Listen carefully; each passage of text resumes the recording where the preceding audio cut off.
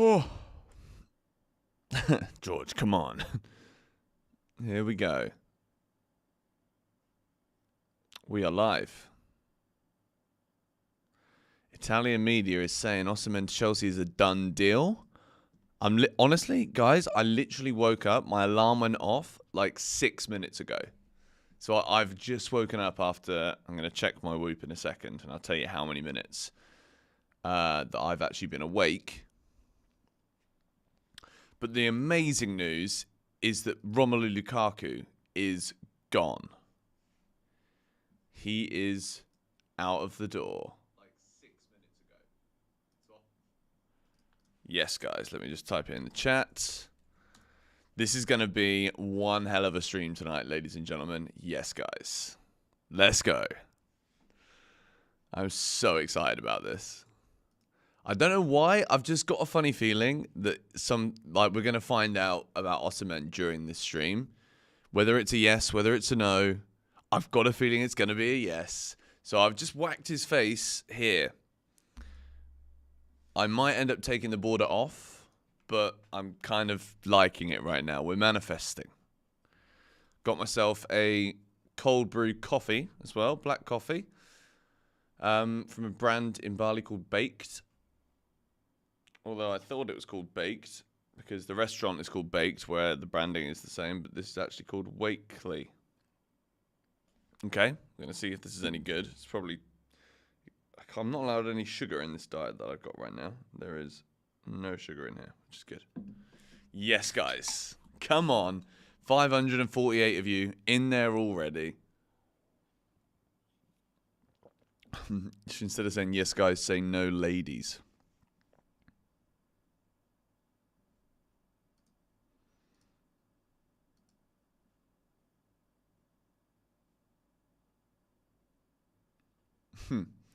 Don't think we're going to be doing that for some reason.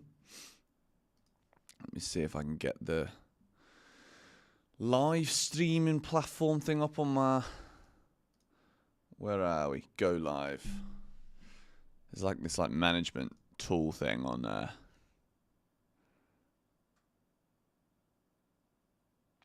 So I'm seeing a lot of people in the chat that are going to be giving me various different answers on Victor Osimhen about what's actually happening,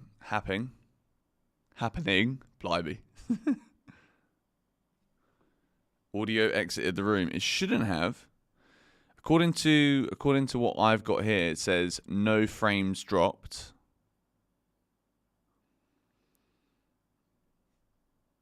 But fingers crossed everything's going to be fine. It should be okay.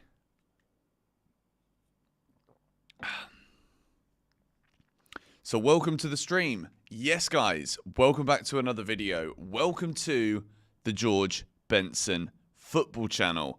We have got a very exciting live stream for you guys today. We are going to have, obviously, the Chelsea news up until we release the team.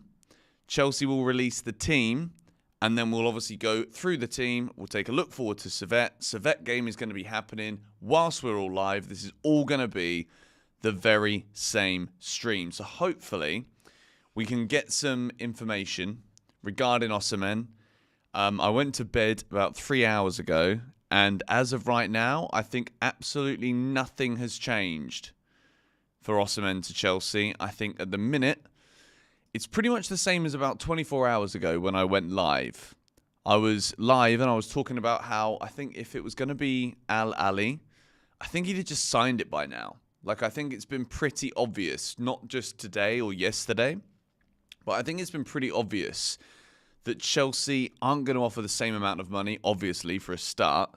And then overall, I think the package that Osimhen gets at Chelsea just isn't going to be as strong as the package that he gets there. So I think if it's the money that he's going for, like, I think he'd have genuinely just gone by now.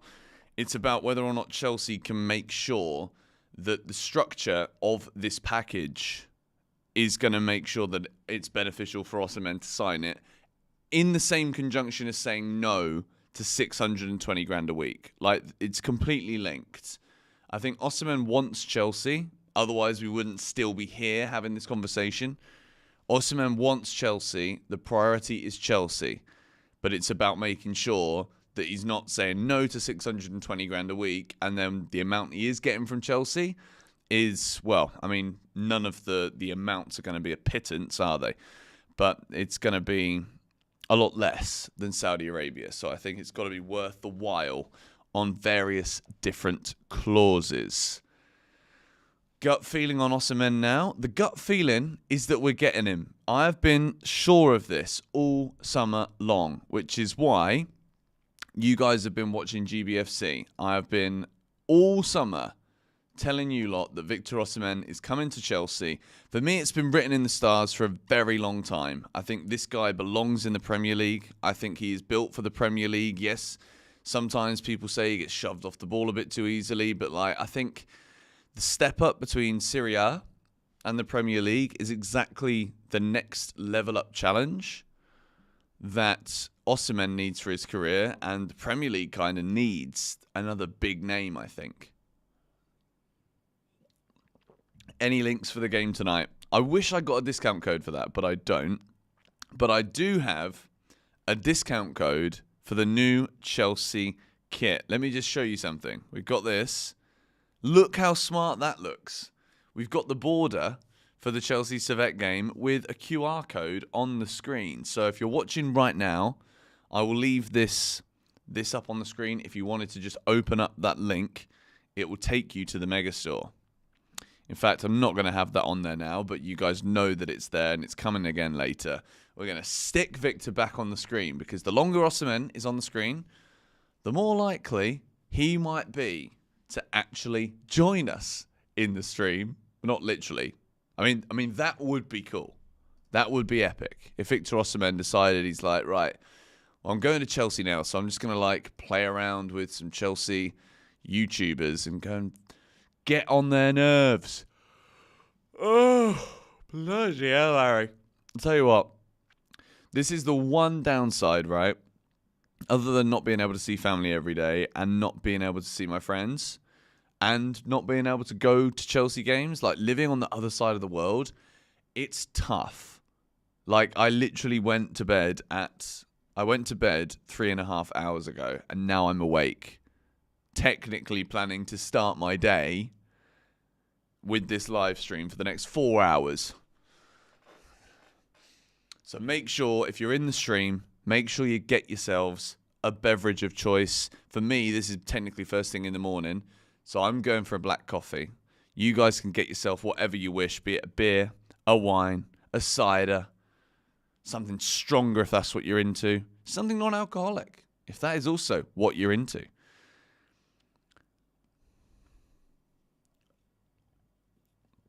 I will also get out of the way now one of these downside ideas. Do more streams. Now that I'm back in Bali, back in my setup, back in the GBFC studio, I'm going to be hopefully going live a lot, particularly during international breaks when there's really not much going on. I want to try and I want to try and make videos live, if that makes sense. I think it would be a fun challenge to have a regular upload. Let's say a tier list video or something. One of my favorite YouTube people to watch is James Alcott. I think he does an amazing job. I think the way that his channel has grown and become what it is absolute testament to the man and also to the YouTube space. I know that he does a lot of his videos live, and I want to try and do something like that because I think it's very cool. I think it's dynamic, and I think it's a bit less predictable. So we're going to try more lives this season, and obviously, as well as all of those things, I want to go live for Chelsea games, doing watch-alongs. I'm drinking water. Health is wealth. For those of you that were in the stream yesterday, you'll also know that I'm doing the carnivore diet at the moment, which is a very extreme diet. You basically cut out everything but animal-based products. So if there's any vegans here, I think we're kind of the wrong channel for the vegan trend, but sorry, not sorry whatsoever. But yeah, that's also going well. This is day 5 today. So apparently, your body starts to go into ketosis, I think, today. So maybe my mood will be a bit weird. That's what I've been warned of anyway. So hopefully I don't start snapping at you guys. Hopefully Chelsea win, and hopefully Osimhen signs, so that all of these bodily changes and functions that are happening in the midst of all of this will keep me sane. Thank you, YouTube, for warning me about a strike notification that I don't actually have. Whew, that is how you give a man a heart attack when he's had 3 hours sleep. VIP stand for the game. Lucky you. The vegans will tell us they're vegan. 6 things we learned or infinity things we missed live vids would be banging right after the match. I think 6 things we learned is like a platform that I've created here on this channel right from the very start that I'm not changing. Like, after every game, the live will end. I will record 6 things we learned and I'll post 6 things we learned. That's the way it's going to work, mainly. Or maybe we do it fully live. I don't know. But I think just algorithmically, not to bore you guys, but yeah. I just think that YouTube will prefer it if things just stay the same when it comes to 6 things we learnt. Who do I prefer, Osimhen or Toney? I mean, I really like Ivan Toney, and I've said this the whole time, but Victor Osimhen is literally my dream signing. I love him. I think he's fantastic. I love his character. I love everything about him. And I think the way that he's been his whole career, I think he's crying out for a Premier League move, basically. I think he's a superstar, and I think he levels this Chelsea team up. I think Ivan Toney will do a great job at Chelsea. I think he'll bring a lot of dynamism. I think he'll give us a lot of options when it comes to potentially even having 2 attackers on the pitch, good link-up play. But overall, Osimhen has been the guy that I've wanted this whole time. Let me just tell my dad that I'm live, because he likes watching my live streams. Again.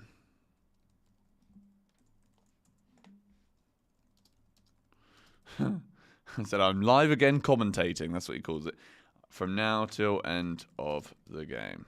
So if my dad's in the stream, welcome. Father. Will I be bringing back the videos on the Shootout channel? This is actually a very popularly asked question, and I don't ignore this question on purpose, because honestly, there is nothing wrong between Eunice and I. Some people seem to think that Eunice and I have had a falling out. You couldn't be any further from the truth. We're actually very mature on the matter. Earlier this year, I had a lot of stuff going on, which meant that I couldn't always turn up for the times that we'd arranged for shoots. Eunice had some stuff going on then after that as well. And we basically just realized that we'd kind of overestimated what the channel was supposed to be and how much time we both actually had. Living in different time zones across the world as well, we both realized it was going to be very difficult to be consistent. And on YouTube, if you're not consistent, things don't grow the way that it should. And at the end of the day, one of us could have been at any point like, why is George late for a shoot now? Why is Eunice late for a shoot now? So we just decided to just focus on our own channels. And because we're still very, very good friends and we still talk often, like there's nothing wrong. So if ever we both decide, hey, you know what? Things are going good again. We've got loads of time. We've got loads of energy. Like, can we do Shootout? Then we will. We've still got logins to the channel. So yeah, well, that's the update on that one, because a lot of people ask me that question. And I feel like I've not ignored it, but exactly that. I don't want to not answer that question. So hopefully now you get the answer. Thank you very much, Ain Peter, for the compliment about my lovely channel. Gah. Right, I'm going to go and do some scouting. I'm going to scour the internet. We got Mark Goldbridge having a rant here on Jadon Sancho wanting to play for Chelsea. I love Mark Goldbridge. There's also the Champions League draw that's happening right now. BBC Sport. I don't know why I've chosen them to go and be my supply. It feels odd, doesn't it? Like if Chelsea are in the Champions League, you absolutely bet that my eyes are 100% locked in on the Champions League draw. But because Chelsea aren't in it, I'm all about the bloody Conference League, mate. All right? Wow. Celtic will play Aston Villa away, Leipzig at home, Borussia Dortmund away, Club Brugge at home. All these names I miss playing against these teams. You know what I mean? Like, imagine a Chelsea versus Celtic. Actually, to be fair, after pre-season, I don't want to see that. But imagine Chelsea and Celtic right now in European football. And this is a question, like, what? This is a genuine question here to try and understand what we all think about the quality of the Conference League. Everyone always says, how would Celtic and Rangers get on in the Premier League? I think they get relegated. How would Celtic get on if Celtic were in the Conference League this season? If Chelsea are the overwhelming favourites, then where would Celtic be? Purely curious to hear what you have to say about that in the comments down below.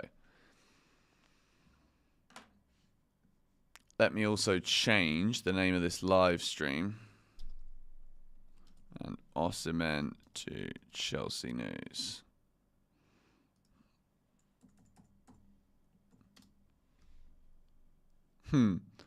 Getting the Osimhen name in there. Come on.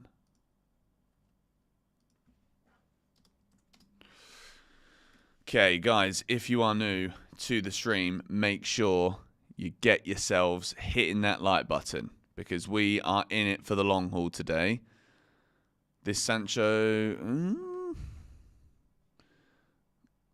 So apparently, according to Sky Sports, both Chelsea and Juventus are close to an agreement in principle. Wow, okay, there's a David Ornstein tweet here from the Transfer Talk podcast. I think Chelsea are moving in the right direction, even though that might not be a popular thing to say. Like, I think one of the most exciting things about this deal, if it goes through, is that we are going to hear such a story about how Chelsea got this deal done. Because, like, if we do get it done, just for a second, like, to understand the magnitude of this, like, the way that Victor Osimhen has been almost crucified online for even considering this move to Saudi Arabia, like, I find it crazy that people can even, like, look at another man and be like, well, what a scumbag for trying to think about, 620 grand a week. Like, yes, I think it is all going for the money, and I think football should be more than that. Like, I think, especially for a player of that quality, like, he belongs in a top league. He belongs in the Premier League. And that's just not my Chelsea bias talking. That's just a genuine, like, go to Saudi Arabia when you're 33. I don't know, like, you'll be an even bigger name by then because you've had a successful career because you're that good of a player. And then you're still getting 30 million a year. And then your family heritage wealth is still, like, satisfied and fulfilled for many generations. So, yeah. Thank you, Bruce, for that information about carnivore. Carnivore is great. Get fat adapted. You won't get moody. No cravings. Blood sugar stability. That's kind of what I want. And I was recommended this diet. Well, I wasn't actually recommended this diet. I just heard about this diet from Alex Goldberg. It's a big difference between someone, like, trying to sell you on something and then just genuinely being interested in it. Alex Goldberg, by the way, what a guy. Spent some time with him in America. Saw him again at Chelsea vs Man City. Lovely bloke. And my girlfriend is also massively into, like, nutrition and health and all of these things. So between the two of them, Alex kind of inspired me to think about it. And then Georgie was like, yeah, you should actually try that. This sounds like a really good idea for you. And I also like just little challenges once in a while. So, yeah, I'm excited. I'm kind of filming little clips as well for my other channel that I have with Georgie to talk about the carnivore diet, talking about mood, talking about what we can eat. Like, is it difficult to go for meals, all that kind of stuff. So, how did I like America? I loved America. Like, the preseason tour, honestly, like, when I've done, like, a roundup, and, well, Georgie's actually done it. We've done, like, a massive breakdown of all of the costs, from, like, coffees to food to petrol to cars to hotels, flights, like, everything. We're going to tell you guys everything. We're going to show you everything. I'm even going to show you how much money the video's made. I want it to be like a fully transparent, so that if anyone ever wants to do the tour themselves, what should you expect? And to be fair, like we had a budget, and I'll tell you all that budget in the video. Otherwise, that video is kind of pointless. So I'll save it till then. But we had a budget, and it was all within the budget, and the budget was high. But we also didn't we ate whatever we wanted. We went to whatever restaurants we wanted. We didn't stay in like dreadful places, but then again, we also didn't like overindulge in unnecessary like 5-star hotels everywhere we went. Okay, so the Champions League complete draw. I know that it's very difficult to get used to new things sometimes, but like it just looks odd, doesn't it? There's just so many flipping teams everywhere. So let's take a look at, wow, okay. I don't understand this. So Real Madrid, let's just say, for example, Real Madrid, right? They start at home to Dortmund, then they're away to Liverpool, home to AC Milan, away to Atalanta. I know that by the end of the draw, they're playing against... I actually kind of like this, you know. I know that might not be a popular... It's difficult to get used to visually. But I kind of like the fact that there's now 8 games. Like, this is the best footballing club competition in the world. Arsenal, for example. They start off at home to Paris Saint-Germain. And then away at Inter Milan. Shakhtar at home. Atalanta away. I think Zagreb at home. Sporting away. Monaco and Girona. That's actually a very difficult draw for Arsenal. Very difficult. But yeah, I think more games is well, there's a big debate, isn't it, really? Like, do the footballers need more games? Are Chelsea going to suffer in the long run because we have a bad injury record, but now we're also being asked to play more games? Yes, probably.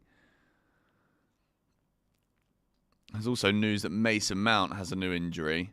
At this point, like, I genuinely do feel a bit sorry for him, I'm not going to lie.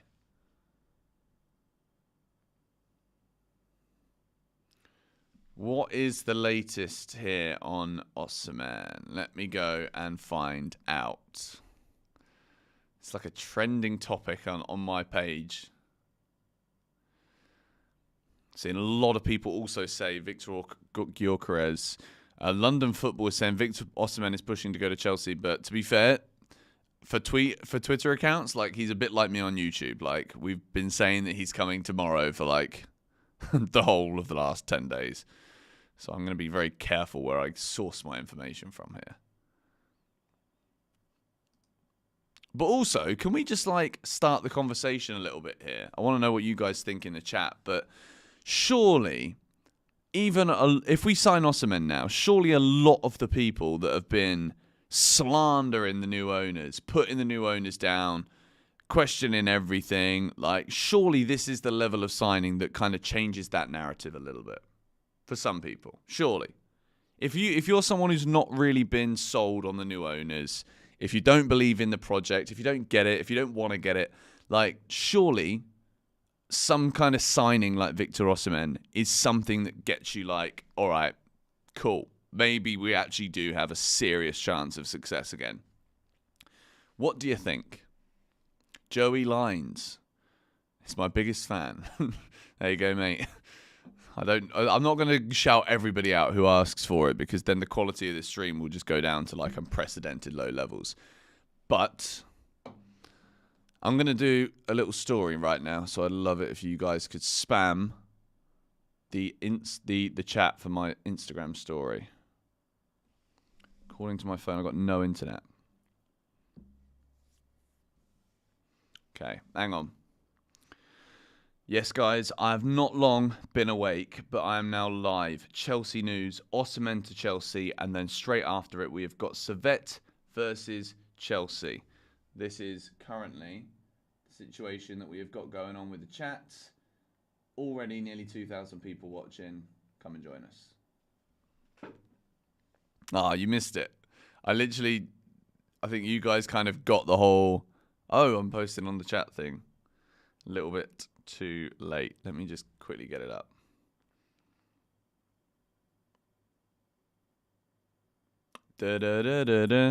I'd actually be so happy if we get kind of any kind of news right now about Osimhen to Chelsea. Would just make my day.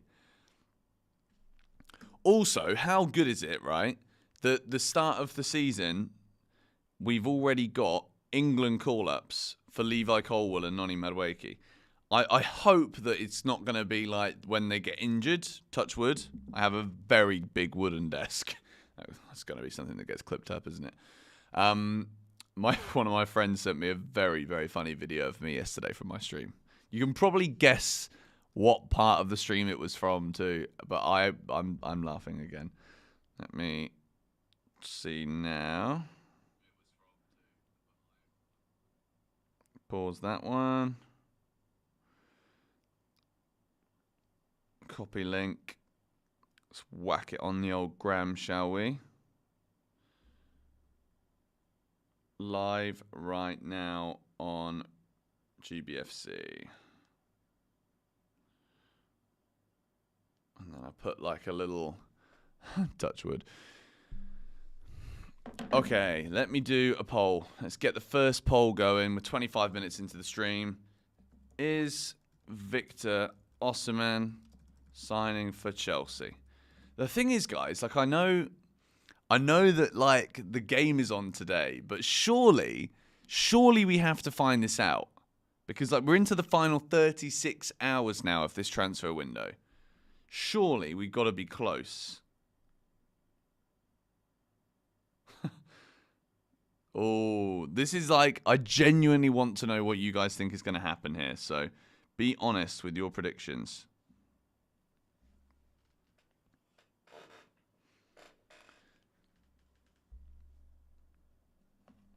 Collab plans. Good question.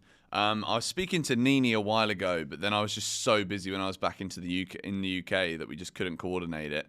And I've also spoken to Jan about doing a collab soon, and Eunice. Like all three of those guys, I've recently spoken to.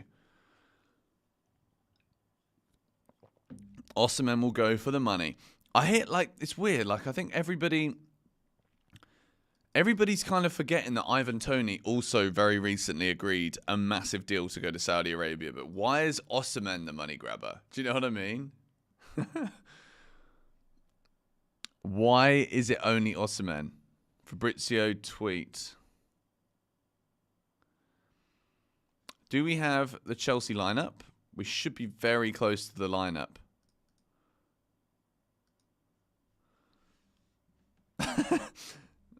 Blue footy. Al Ali should just buy Datro Fofana and return to Saudi peacefully. Armando Broja's move to Ipswich is also fully collapsed, which is not ideal. I think that we're going to really struggle. We're going to really struggle, I think, to get rid of Armando Broja. I had really high hopes for him too. Big Yanislav. Hello, mate. Jan is pushing this idea that I'm Kiernan Dewsbury Hall in disguise. Can confirm he did not even speak to me in America. Didn't even see him too fast, so he didn't even have a chance to speak to me. But we are not related. This is not the underground. What's it called? We signed Dewsbury Hall, but actually he's me as a YouTuber. Lineup dropped. Oh, okay. I'm a better footballer. Jan's not a fan. I thought you liked Dewsbury Hall. I watch your videos. Don't go backtracking now. Oh, okay. We've got the lineup here for Servette. I'm going to get it up on the screen for you lot so that you can see it. I also might change... No, we're not going to change the border yet. We're not changing the border. All right? Lineup teams. Okay. I'm working on it.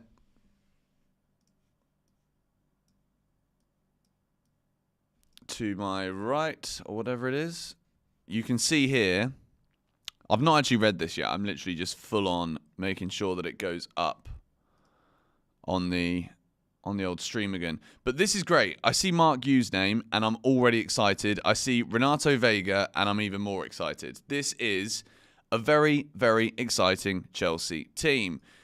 Jorgensen is the goalkeeper. Axel Disasi is, by the looks of things, yes, a right back, because Renato Vega is a left back, and he's just at the bottom of the list because of the shirt numbers, I think. Tosin, Badiashile, Enzo Fernandez captain. Mudryk is in the team. I'm happy about this. I think we should beat Servette today, and I think this could be his game. Noni is still in the start. I'm pretty sure this is almost exactly as I said it would be. I think I've literally only got one thing wrong in this team prediction, and that is I had Moises Caicedo in my team, but Kiernan Dewsbury Hall starts. And to be quite honest, I think this is actually better than the team that I selected. I think the fact that Caicedo's being rested is great. I think Dewsbury Hall, at this point in time, he needs to get some minutes. Otherwise, I'm not seeing how he gets minutes in this Chelsea team. I'm looking at the potential signing of a Sancho, Victor Osimhen, and I'm like, where does Dewsbury Hall fit into all of this? You know what I mean? So I'm happy that he's starting. I think Mudryk's going to cook today. I don't normally like that phrase, but I think with Mudryk, he's such a modern day footballer that I've got to use a modern day he's going to cook phrase. All right? Caicedo injured? No. Not from what we understand as of right now. There is a latest update. Oh, thank you. First donation of the day from JC. You're thinking that Victor will join? Yes. I have thought Victor Osimhen's going to join Chelsea all summer long. And 64% of you right now, according to the poll, agree. I would also love for Mudryk to gain some confidence, to be fair. I think it's one of those where I'm still excited about him because I think now he's got the right manager. He's got the right manager who's going to be not only patient with him, but honest with him. But it's not just about this. It's not just about the patience and the honesty. It's some footballers that were signed for Chelsea, will be sitting here thinking, what have we done spending all of that money on that player? Mudryk's clearly a good player. When you see what he was doing at Shakhtar, he's not just randomly overnight become a bad footballer. And I think some players, particularly the ones that love a bit of social media, I think players have just become very soft. But they sometimes need an old school coach to be the one to send them back into that world of being a decent footballer again. I think players can get too caught up in it. I think Joao Felix is another one where it's kind of the same, where it's I feel it sounds like a stupid way of excusing a player for not living up to their potential, but I genuinely think Felix also has just never really felt loved. Since he left Benfica, I don't really think he was ever really loved at Atletico Madrid. Partner that with the price tag, and it's well, yeah, of course he's underachieved. Of course he's underperformed. But I think he's just that kind of player that just needs to feel at home, needs an arm around him. And then look what he goes and does on his second Chelsea debut.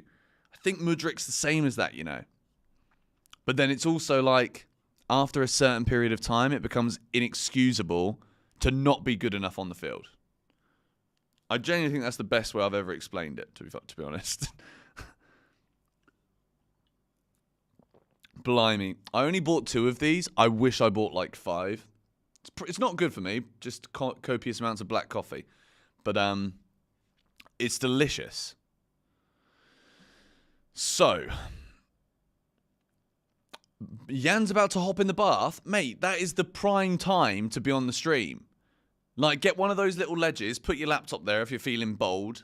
And if you're not feeling bold, just get the phone and put it behind the taps or whatever at the end of the bath. Don't tell me you got one of those really fancy standalone baths. I reckon, right, Jan is the guy that's got one of those beautiful large baths and is the middle of his bedroom. You're that guy, mate. I miss you. We've got to go to a game together at Christmas next time I'm back in the UK. I'll be disappointed in you if you don't come with me. Sancho coming. Where are you hearing this? Where are you hearing this? Also, right? Also, let me just get this out there right now. I'm actually excited about signing Jadon Sancho.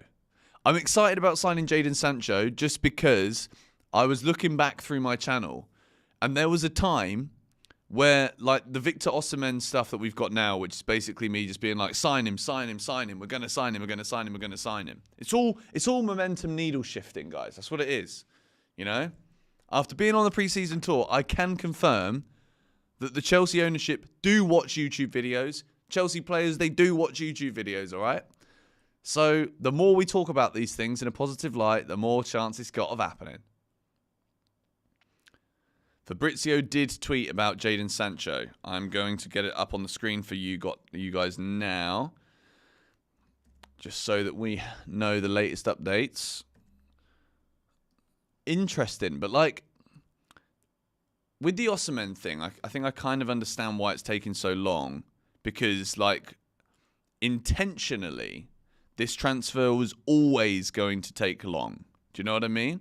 Like, Osimhen was always going to wait and see how much money he could get.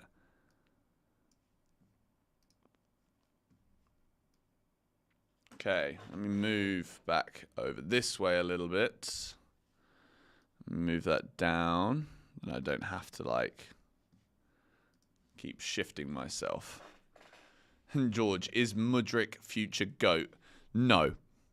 Like, let me be honest. Like, I want Mudryk to succeed.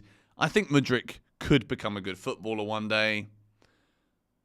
But I don't think he's ever going to be the greatest of all time.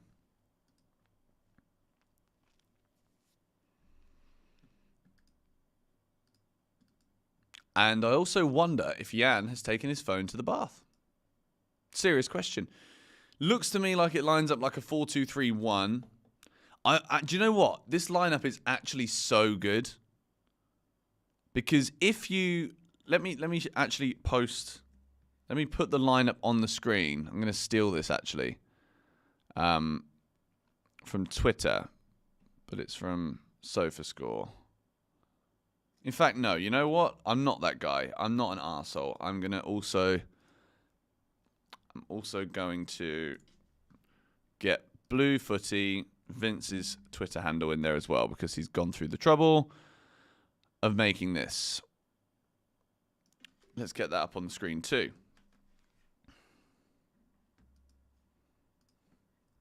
Lineup 2. Because then if I can show you this lineup again, then you can understand what my thought process is here. Because this, thank you very much to Vince for making this and posting this on Twitter.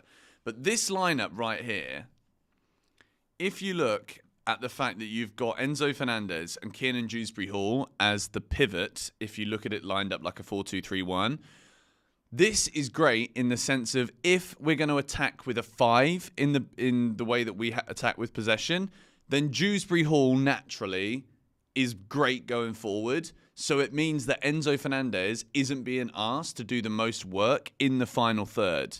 Because the further up the pitch Enzo Fernandez gets, the weaker his contribution to this team is. And that is not me criticising him massively. That is purely an observation that I think everyone can agree with. I think I just missed the donation. Thank you, Abdel Rahman. I think I've just said your name correctly. Don't you think Tony would be someone we can trust at more? He's also 29. I think he's 28, Ivan Toney. But yeah, I think Tony is also a great option. But I'm fully on board the Osimhen train, okay? But yeah, I'm pretty sure this is a great lineup here for Chelsea. It's purely because Renato Vega has looked so good stepping up into the midfield. I think Renato Vega is going to end up being considered on the same kind of tone as Malo Gusto. Malo Gusto is seen to be one of the best signings of the Clear Lake era. And I think Renato Vega will turn out to be similar. When you come in for that low kind of money, the expectation just isn't as high. I've still got to buy the stream. I currently don't have anywhere to watch the stream. Mason the dog's also here, by the way, guys. but he's not very well right now. He just literally got back to me yesterday, and he's already completely sliced open all of his pores. I took him for a walk, right? Listen to this. This is genuinely nuts. I wish I was vlogging this. Took my flipping dog for a walk. Didn't realise that in the 2 months I've been away, where I used to walk him twice a day, every single day, has now become a shooting range. I kid you not. I swear to God. All of a sudden, there's flipping gunshot, gunshot, gunshot, gunshot. The dog goes absolutely bonkers because, like, if a dog hears a load of gunshots, he's going to scamper away. He's going to run. I'm like, am I being shot right now? It's absolutely flipping mental. So Mason runs off. In the process of running off, he almost, like, goes down this, like, cliff verge that slices all of his pores open, bless him. Yeah. And then I somehow managed to get him back on the bike. He's got, like, blood coming out of all of his pores. I'm like, this is not how I wanted to start my day. This was how my day started yesterday. At 7 o'clock in the morning, taking my flipping dog for a walk. I'm literally thinking I'm getting shot.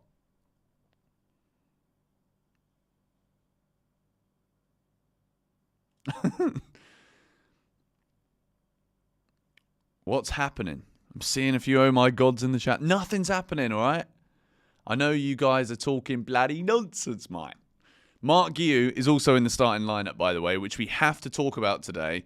My score predictions, if you've not seen the preview, I'm not even going to tell you to go and watch the preview now because you're in the stream and I don't want you to leave the stream. I want you here forever, all right? I want you to watch me forever. I said that we're going to win 3-0, which is a 5-0 aggregate scoreline, which is good. I think Mudryk scores 2, and I think Mark Guiu scores his first goal. Mason Mount also injured. That's actually a little bit nuts, isn't it?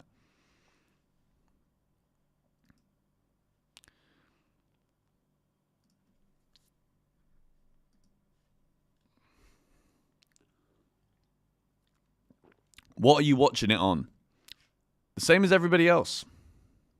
Probably the phone app because, I mean, annoyingly, I don't really want to watch the game on the phone. But at the same time, like, the website never flipping works. Like, I can't believe Chelsea have been charging people £5 per game for pre-season, and the flipping app just doesn't work. Do you know what I mean? Like, come on. The app works, but the web page doesn't work, and I don't want to watch it on this little phone. I want to watch Chelsea at minimum on my computer screen. Minimum. If I can't watch it on a television or watch it live in the stadium. So, yeah.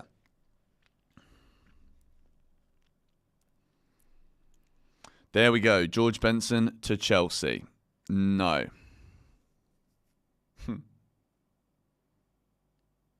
Airplay. Yes, AirPlay is good, but then it kind of messes up the...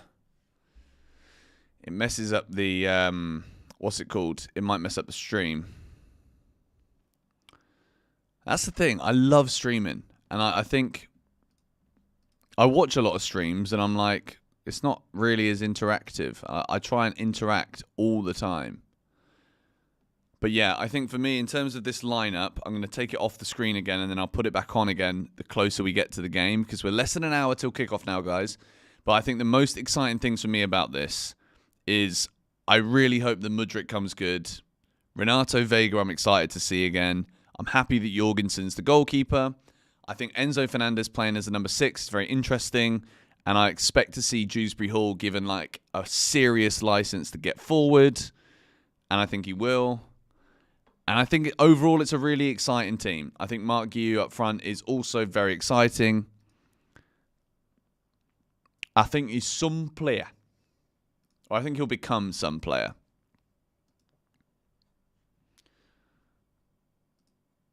Guys, please stop spamming in the chat. Like, I will just ban you from it. Like, I will make sure. We need some more mods in here. Who's the people that have donated? I will... make them.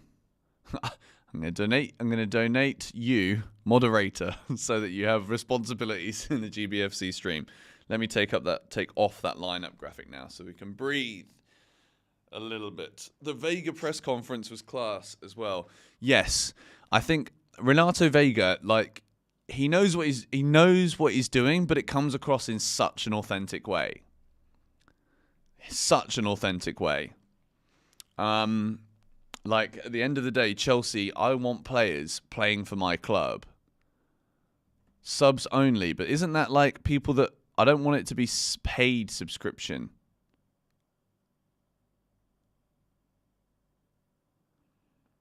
Sub chat only. I don't actually think there's many, like, paid subscribers on the channel, so I think that will basically mean that... I don't really know how this works, to be honest. Anyway.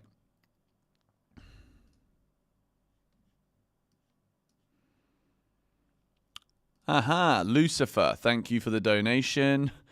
You are now a moderator.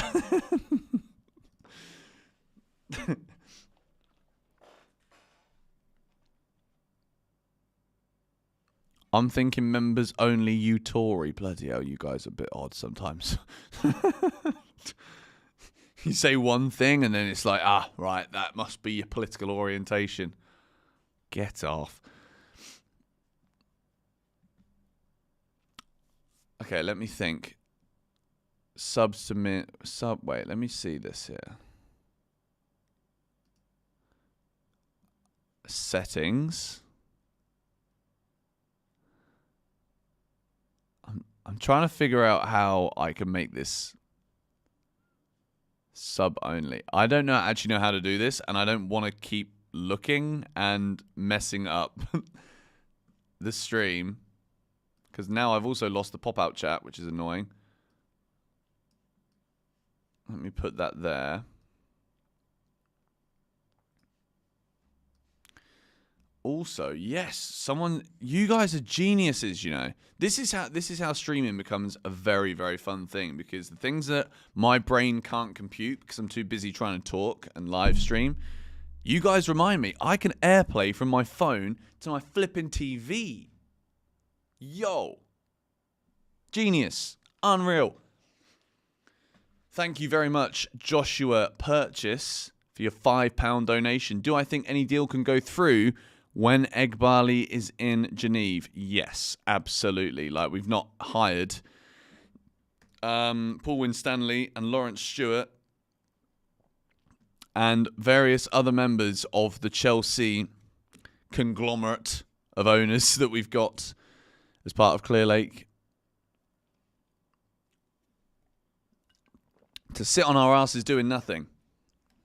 And to be quite honest, I think if you're a Chelsea owner right now, I think you should either be in Geneva watching the game, because what a lovely place to go, by the way, or let's hope that you're doing something to try and sign Victor Osimhen at Chelsea Football Club, because I still believe that this is going to happen, you know. I'm still convinced that Chelsea sign him.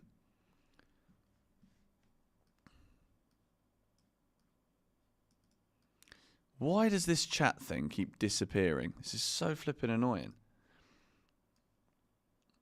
So, score predictions, guys. I'm not even going to waste anybody's time by doing a poll and saying who's going to win tonight, because I'm pretty sure that we're all Chelsea fans in here. In fact, we've currently got the poll that's got nearly 2,000 votes. When it gets to 2,000 votes, we are going to stop the poll. Is Victor Osimhen coming to Chelsea? We are 63% in agreement that Osimhen is still signing for Chelsea. 3-0 is coming up a lot. I'm happy that we're all on the same page. What are my thoughts on the Petrovic situation? I mean, look, to be fair, I never thought that Petrovic was going to be Chelsea's long-term number one keeper. But I do think that he probably deserved to at least be given a chance a bit more in pre-season. But look, I think the way that we understand this transfer model now, this is exactly what we should have expected, to be fair. And this is why I really understand now what they're trying to do. There are going to be some players that will come in, and whilst we are looking to keep improving, they'll get minutes. In the process of getting minutes playing for Chelsea, they will end up then kind of at least showcasing what their value is. And then at any given opportunity, they'll either be loaned out or sold, depending on what the best deal for the club is. I get it. I really get it.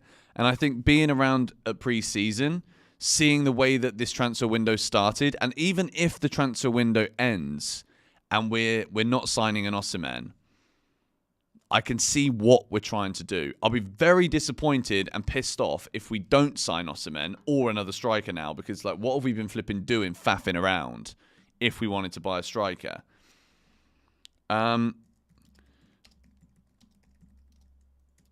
Thing is, people, I want to do a poll, but like, I don't know if people are going to answer honestly. And now I've said that, that means people won't answer honestly. So I'm going to do a different poll. What was the poll going to be? I totally forgot what I was going to do. But it will come back to me. So we'll do another poll in a moment. Okay. How many goals are Chelsea going to score today? That is going to be the next one. How many goals do Chelsea score today? 0, 1 to 2, 3 to 4, 5 to 6. That's the only options I can give. Let's see what you guys think now. Thoughts on Armando Broja? Welcome to this GBFC YouTube membership, Joshua Purchase. If I'm streaming more often, I'll try and make some like genuine cool things that being a member can bring. So yeah, thank you for joining. Champions League draw is officially done. Obviously, the Conference League draw happens, I think, tomorrow, which when we obviously know the outcome as to who's going to be in it. If this was the Conference League, if this was the Europa League or the Champions League, like I'd be keeping an eye on the other games and the other scores. But like, no disrespect to this competition intended. But like, I'm going to disrespect it. I'm sorry. Like, the reality of the situation here is I don't really care who else is in the competition and who wins, because we should be flipping winning this, right? We should be going for this.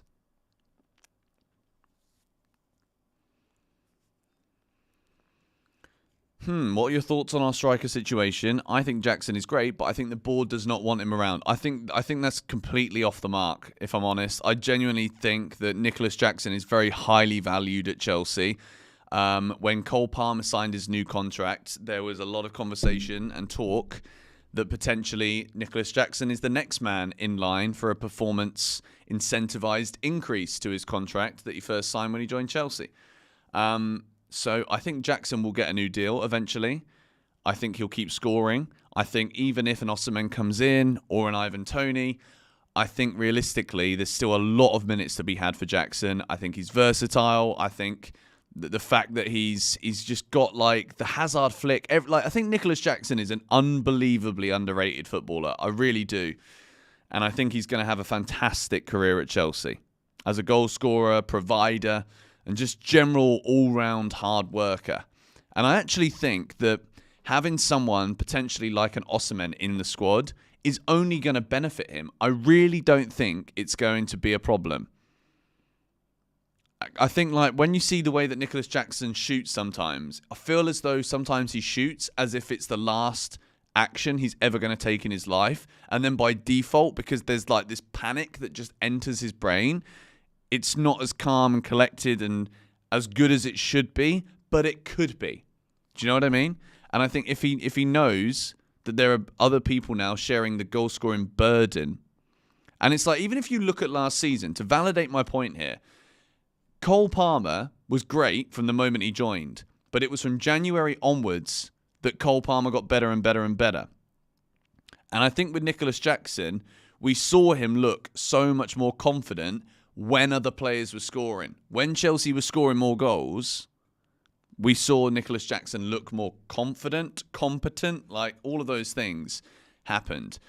But yeah, Nicholas Jackson, underrated footballer, disrespected footballer, and I think Nicholas Jackson is going to the very top.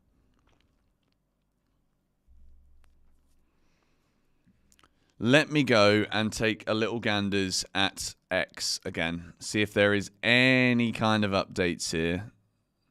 So Bedad Egbali, Paul Winstanley and Lawrence Stewart all here at the Stade de Genève. Busy deadline day ahead. This is interesting. Why are they not in Italy? Someone needs to be in Italy, right? This is also a thing that needs to kind of be looked at here. And I'm not criticizing because we don't know what's happening yet. But Al Ahly have flown their management team to Italy to try and strike a deal for Osimhen. The Chelsea owners, yes, we've got a match, and it's good that they're there, but they are not in Italy, I don't think, by the looks of things. So who is in Italy? Is it Todd? Are we asking Big Todd to go door knocking for us? Someone's got to be doing the job. I've got the first coffee down. I've got one more. Do I have it now?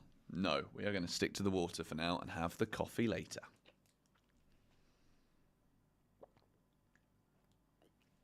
Unreal.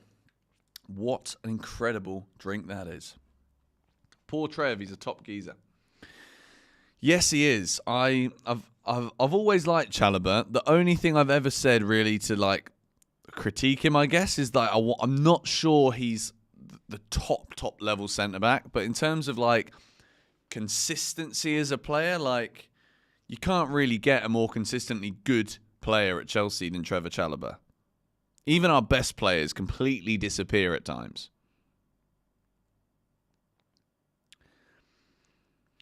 Ever thought of launching my own podcast? Well, I did launch my own podcast, the 3 More Points podcast, and I think I'm going to try and bring it back.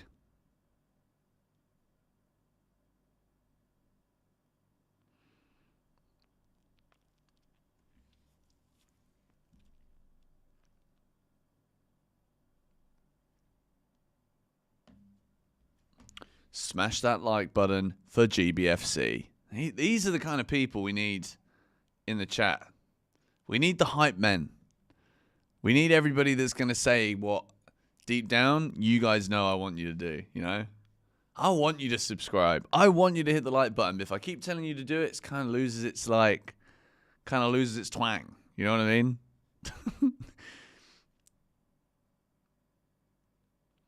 Noni Madueke hat-trick. That would be the dream, wouldn't it? And back-to-back hat-tricks for Noni. I wonder what the odds are on that. I'm actually going to have a little cheeky ganders right now. 310,000 subscribers by the end of the stream tonight. I mean, I think if Osimhen was to sign right now, we'd get a fair few people joining if there was to be some positive news. We are 43 minutes until kickoff, guys. The Chelsea lineup is announced, and I will put it back up on the screen for you guys now so that we can keep segueing towards chatting about this upcoming game. I'm excited for this game. I'm just excited for Chelsea in general right now. I think we've got a lot to look forward to as Chelsea fans. Why can't I find the Chelsea game here? This is weird. Blimey, there's the 3 hours sleep coming out to bite you.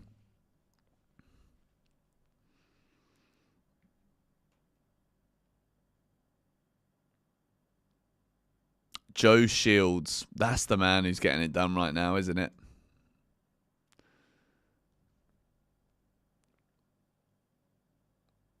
Oh, wow. Fabrizio, this is actually really sad. Fabrizio Romano has just put out a tweet with the England squad. Oh, it's 4 hours ago, and he's still got Conor Gallagher at Chelsea in there. Conor Gallagher is very much an Atletico Madrid player already. You know, like some players, they take a bit of time to settle into their new surroundings, their new clubs and whatnot. Not Conor. Diego Simeone is in love. Nkunku, hat-trick of goals or assists. He's ready to blow up. Yeah, I think with Nkunku, he's also one of those names that when we're talking about Osimhen constantly, like it's kind of on the back burner, but it's like, what do we do with Nkunku? So, I don't know. In fact, no, that's a lie. I do know. That's just like a natural reaction to say that when I'm about to sip some water because it kind of leaves everything hanging. Of course, we know what we do with Nkunku. Christopher Nkunku is going to be a massive player for us. I think centrally, I think he can share that workload in the 10. I think he can be out on the left. I think if we don't sign a striker, he's going to be used a lot. Through the middle as like a false 9. I think Nkunku is one of those versatile players that just has so much quality. and ability that he can do any role that the manager asks him to do. What happened to the channel with Eunice? I've already gone over this one. I think I gave a very, very good answer. So if you scroll back through, it will be in there somewhere. But nothing bad. Todd watches you. I did hear a rumour that every day he sits in the bath and watches GBFC. But that's just a rumour. Obviously, I'm lying. I don't know if Todd Bowley watches me. I don't know what Todd Bowley has for breakfast. I don't know. Would love to see control in this game. I think we've got to be mature here because we're 2-0 up. And this is actually a really, really big point here. And I said it in my match preview, and I think this is the biggest point going into this game. I think Chelsea tonight have an opportunity here to grow and evolve as a team in the way that we don't allow these sloppy moments of overconfidence to filter into our game. Last season, we did this too often. And I think we look at some teams and we're like, we're Chelsea, we're going to win. This is literally the prime example of this. We're in Servette. We don't know much about this side. They were pretty good. They should, to be honest, if we're really being real here, a week ago, they should have beaten us at Stamford Bridge. They had better chances than we did. They missed absolute sitters. Sitters they missed last week. And on any other day, they go in the back of the net. And this is not a comfortable 2-0 going into the second leg at all. So I'm hoping that we don't have these same things happen today. It would be a nightmare. Love from Chicago, Benson. Watch every video. Glad you liked our city. Yes, I did. Chicago it's actually a shame that the time we were in Chicago was the most rushed time of the trip. Because we didn't really get to spend much time in Chicago. We had a lovely day by the lake. Beautiful weather. But yeah, it was one of those days where we had to basically race towards the Notre Dame Stadium for the game. And then straight after the game, we had a flight to Atlanta. So we never really got much time to enjoy it. But big up, George. Cheers, big Justin, mate. What a lovely bloke you are.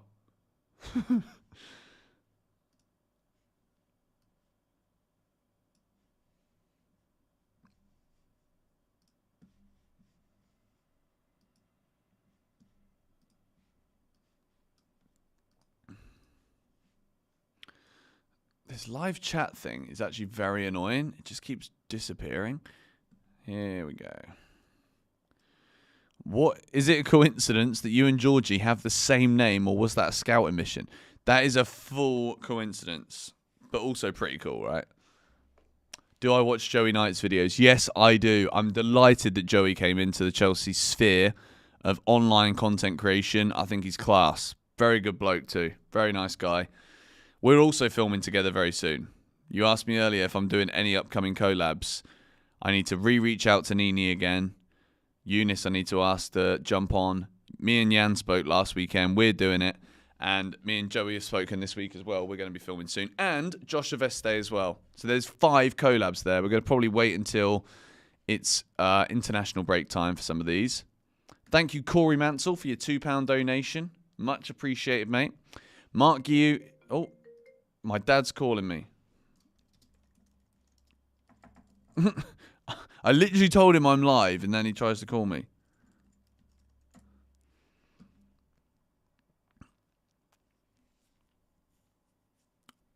Yes, I do have to do a video with Matisse as well. That would be fantastic. I love Matisse's videos. It's just different kind of video, you know what I mean? Like, I think Matisse's way of delivering is very poetic. I like it.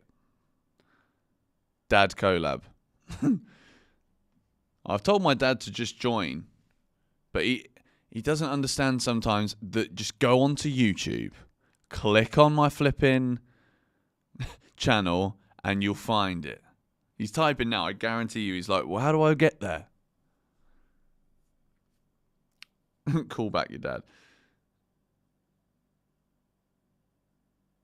He said just 172. What are you on about? He's had a couple of beers on a flipping Thursday night, I think. It's not even the night time yet, really, in England, is it? Don't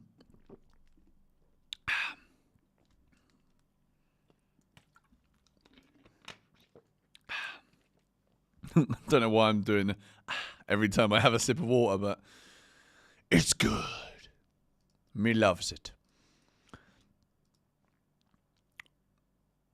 Guys, the pitch. I'm seeing pictures now. The Chelsea pitch looks absolutely shocking that we're playing on tonight. Come on, this is Switzerland. You guys are known for watches, but surely you've got to be known for grass as well. Like, beautiful place to live. Plenty of grass, plenty of mountains everywhere, and you can't even get a decent football pitch. What is going on here? As of right now, according to various journalists, Chelsea are in the lead for Jadon Sancho. Apparently, Jadon Sancho is prioritising a move to Chelsea over a move to Juventus. Again, I said it earlier in the stream and I'll say it again. I genuinely think Sancho would be a good buy for us. I do.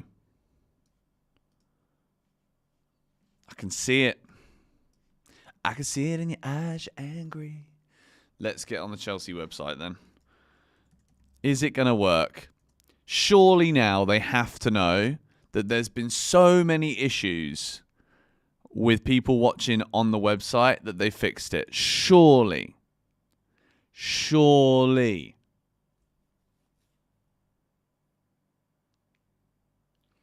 We already have too many players. How can you be a Chelsea fan and be listening to these mainstream media saying that we've got too many players? Like, yes, okay, we've got a lot of players. But, like, do we have a lot of players? Do you know what I mean?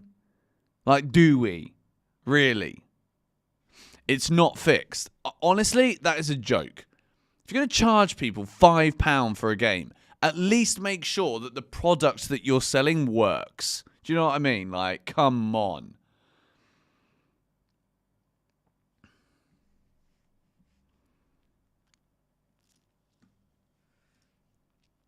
I'll try and do it on my phone and AirPlay it. Let me see if I can set that up now.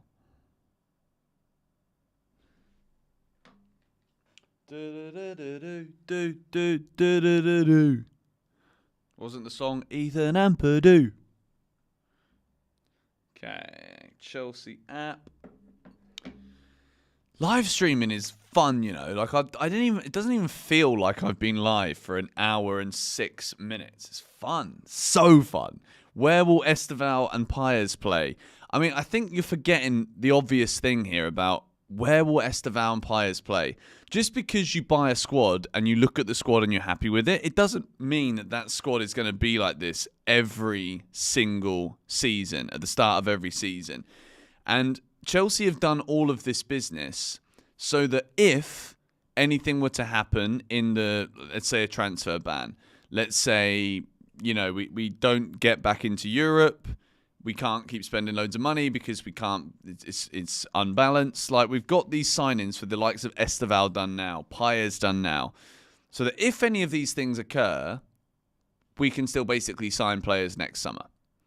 And Esteval and Kendry are both elite level players for their age. I'm not saying they're now like world-class, world beaters, but like they probably will become that. I think there's some players now that you look at and you're just like, yeah, this guy's going to be good. Kendry Pires and Esteval Willian are phenomenal. Phenomenal footballers. And when they are added into this concoction of talent that we've got at Chelsea right now, I genuinely think it's going to be scary. But not for us. That's what everyone says, right? I'm even having issues right now buying the flipping game on my app.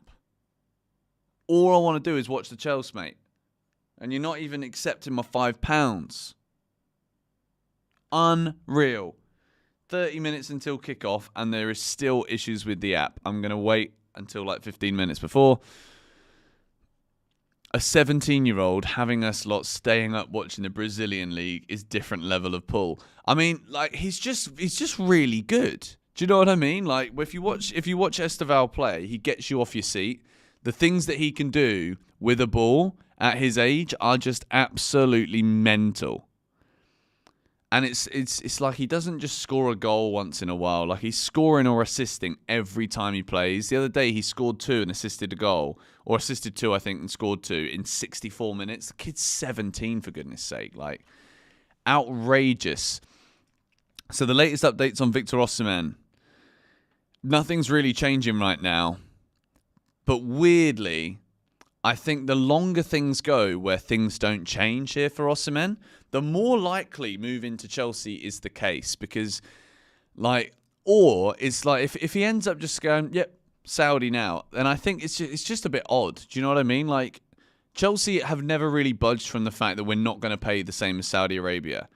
Saudi are offering him 620,000 euros per week, which is just like, I mean, we can all agree that's outrageous money, massive deal, and it'd be very difficult to say no to something like that. But the reality of the situation here is that Chelsea are not going to offer anywhere close to that. So if you already know that, then, like, what are you waiting for? Like, and I think Victor Osimhen, like, he supported Chelsea when he grew up, right? So why would he want to make the if he's just not going to sign for us and he's going to sign for Al Ahly? Why would you not just say to Chelsea, like, look, I need more money, I want more money, I'm not going to do anything along the lines of what the contract you've offered me is, so I'm going to go to Saudi Arabia, go and sign Ivan Toney. Do you know what I mean? I know football doesn't really work like that, and right now Chelsea are trying to figure out the best way to make this signing beneficial for us. And Osimhen doesn't want a loan. We've known that the whole summer long. Osimhen wants a permanent deal. But I do think that the ideal scenario here for Chelsea is that we sign Osimhen on a season-long loan with an obligation to buy. Napoli will be happy with that because they're guaranteed the money. And I think even if we had a transfer ban, I think if the deal is already kind of and the paperwork is done, then Chelsea will still be able to sign Osimhen for next summer with that permanent obligation to buy, even if we get a ban. Because I do think there's a world where Chelsea do get a transfer ban for next summer, which would be a disaster for making YouTube videos, wouldn't it? But, you know, we move. Osimhen will sign on deadline day. I think you're right. I think it's at that point now where, like, there's a game going on now. Paul Winstanley, Lawrence Stewart, Badad Igbali, all of these guys are all at the game in Geneva. I don't think things are going to happen now.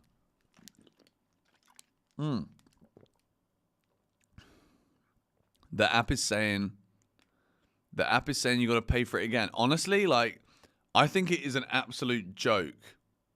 Like, people can complain about the club, like, doing transfer business, this, and this. Like, fair enough. If that's your agenda, cool. But, like, I'm gonna literally sit here and say to you, I think it is a tragedy that not only are we having to pay £5 for these games on top of the ridiculous amounts of money that people pay for watching Premier League football, Champions League, other European platforms, like, and like okay, fine, charge us for the game. I get it. But make sure it works. Do you know what I mean? Like, if you're going to charge someone, please give us a product that works. Like, I find it baffling. I really do.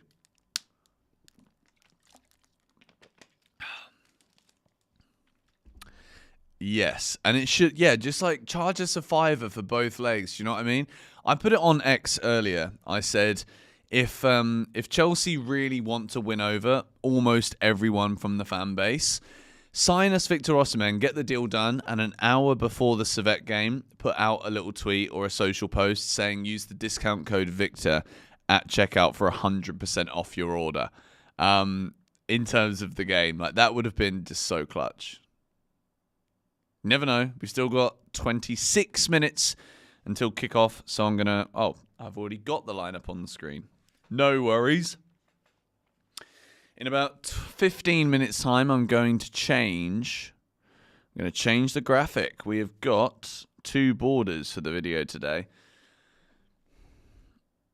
Getting a ban for the previous owner is bang out of order. Look, right? if it's Chelsea, they will find a way to punish us. If it was Liverpool, they'd be like, don't worry about it. It's your previous owners. We can't ban you for that. Honestly, there is an agenda against Chelsea. You can never change your mind. How many goals did Chelsea score today? The poll is nearly on 2,000 votes. 52% of you are saying we're going to score 3 or 4 goals. 7% of you think we're going to replicate something similar to what we saw at Wolves at the weekend. Favourite city from the USA tour? I'll be honest with you. I was not expecting it to be Atlanta, but it was Atlanta. I loved Atlanta. Georgie did as well. We had such a good time there. Very hot in Atlanta. Like, everywhere we went was good weather, but like Atlanta was underrated. What's your thoughts on the lineup having to be out 75 minutes before kickoff? I don't think that is like a staple thing, right? It doesn't have to be out 75 minutes before kickoff. I think it just gets leaked. Look, I'm a YouTuber, okay? I make videos, I do titles, I do thumbnails that I try to get people to click, because that's the whole purpose of it. Same as people that like want to leak things before the game. Like, everybody needs to get their value out there, you know? And if you're the guy that's the leak guy, then you're the leak guy. Who has better coffee, the US or England? I'll be honest with you, London's coffee scene, right, is really flipping good. And like this, I'll tell you now, the whole tipping for a coffee thing, like, I get it. People don't get paid that well in hospitality and stuff in America. Like, if you work in a restaurant, your salary isn't that high. There's tipping culture there. I understand it, but like, tipping someone to make me a coffee that you're charging me like $10 for, like, piss off, mate. Like, I don't want to tip you on top of an overpriced beverage. Or like, every time you order a pint at the bar, like, tip. What do you mean tip? What do you mean tip? You've just overcharged me for a flipping coffee. And now you want me to tip on top of that. The problem isn't the tipping culture. It's the fact that the companies that are making, like, coffee is a commodity that is super flipping cheap to make. Why are you charging me $10 for it? Do you know what I mean? Like, you don't have, but this is the thing. Like, yes, you don't have to. Yes, I can say no, but like, I'm the guy that will go into a coffee shop and I will stand there for 15 minutes talking to the staff, because I talk to everybody. So, like, if I sit there, like, I'm going to feel shit for not tipping someone if I'm going to then also, like, chew their ear off for the sake of a conversation. Do you know what I mean? Like, so I am that guy that would be like, but you know what I mean? Coffee in Trinidad is $30. You live in Trinidad? In fact, like, we haven't done this yet. Normally I do this on every stream, and I basically just do it for my own, like, satisfaction of knowing that we're Mr. Worldwide on GBFC. But where are you from right now? Let me know in the chat where you're watching the Chelsea and where you're watching the GBFC stream from today. Jesse fam, my boy, what are you doing on a Chelsea live stream? Bring Dirk.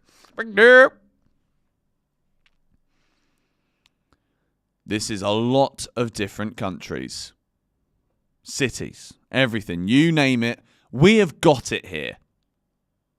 Poland, New York City, Florida, London, mate, Nigeria. I think, like, potentially there could be a lot more people from Nigeria watching GBFC by the end of the next 24 hours if we sign the man that is on the screen next to me with his lips pensively poised together. Like he's looking for a kiss, isn't he? This is getting weird. South Africa, Hong Kong, Surrey, Namibia, Nepal. Seeing a lot of people from Nepal. Welcome. Brazil, Aldershot, England, Abu Dhabi, Toronto, Brazil, Parmaland. I've actually got Parma ham in the fridge, which I'm very tempted to go and get right now. Shit, yeah, I might go and get that.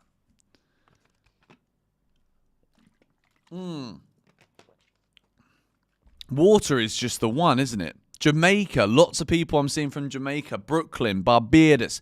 Was that a good accent? Let me know if it was. I like Barbados. Been there a couple of times. Seychelles. Morocco.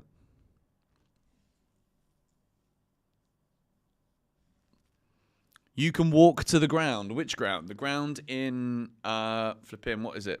Geneva or where? Let me try and see if I can pay for this flipping stream again then, because Chelsea, what are you doing? It's match day. Buy the live stream. You can't buy the flipping live stream. How many of you guys are having the same issue? Like, it's just unavailable. Like, it doesn't do anything. Like, I click buy live stream, and it just kind of like, the button goes in a little bit, and then it just bounces back out again. I want to watch the freaking game, says Adams. Me too, mate. Me too. I want to watch the flipping game. At this rate, we're all just going to be sat here looking at people's tweets. And Chelsea have got forward. The ball is in the box. And Mark Guiu has run into the goalkeeper and bundled the ball over the net. That's what we're hoping for anyway. But then he'd be probably called up for a foul. So we're not actually hoping for that. Anyway. Fix your website, I beg. Nini, I totally agree, mate. Like, it's just flipping rubbish, isn't it? Like, come on. We all actually need to say something about this. I'm so excited about the prospect of a deadline day where we sign Jadon Sancho, a man that I've always wanted at Chelsea. Like, we'll deal with the problems about how many wingers and how many squad players and whatnot that we've got later. But, like, I've always wanted Jadon at Chelsea. Imagine a deadline day where we sign Jadon Sancho and Victor Osimhen. Like, what the hell? Oh, what a bloke this guy is. Fadson, I turn off ad block just for you, Georgie. Thank you. Thank you very much. Will I show it with us? No, because as much as I will sit here complaining about the fact that Chelsea Football Club are charging people for a service that's just complete and utter dog shit, if I was to actually show you the stream, they would strike me down. So I'm not going to do that. I'm gonna have a watch along, but you can watch with me. Oh, Mason, he's growling. Mason the dog is like, all I wanted to do is sleep, and you've come in here and you've decided that all you want to do is talk. He's got really bad paws at the moment, as I said with the story with the guns earlier. Mental story, if you want to go back through the stream and find out what happened on my dog walk this morning. Yeah, so Mason's pissed off that he's got to stay inside, and I'm in here talking at 2 o'clock in the morning. Your dog is also named after Mason Mount. Well, my dog is injured, as is Mason Mount right now. It's not a good sign. It's not good. Mine says I already bought it, but no option to watch. I think a lot of people are having the same issue, and the issue stream temporary. Okay, this is actually a good sign because it says the stream is temporarily unavailable, and I believe that's because they're finally doing something about it. Beforehand, it just wouldn't work, and there wouldn't be anything that would say not working. Do you know what I mean? So I think now someone's actually doing something. Which is good news, because you've got 17 minutes to sort this out. Otherwise, we riot, okay? We riot, and we demand Victor Osimhen announcement now. We demand it. Okay, apparently it opens in 1 minute to buy. That'll be good. I hope that's the case, mate.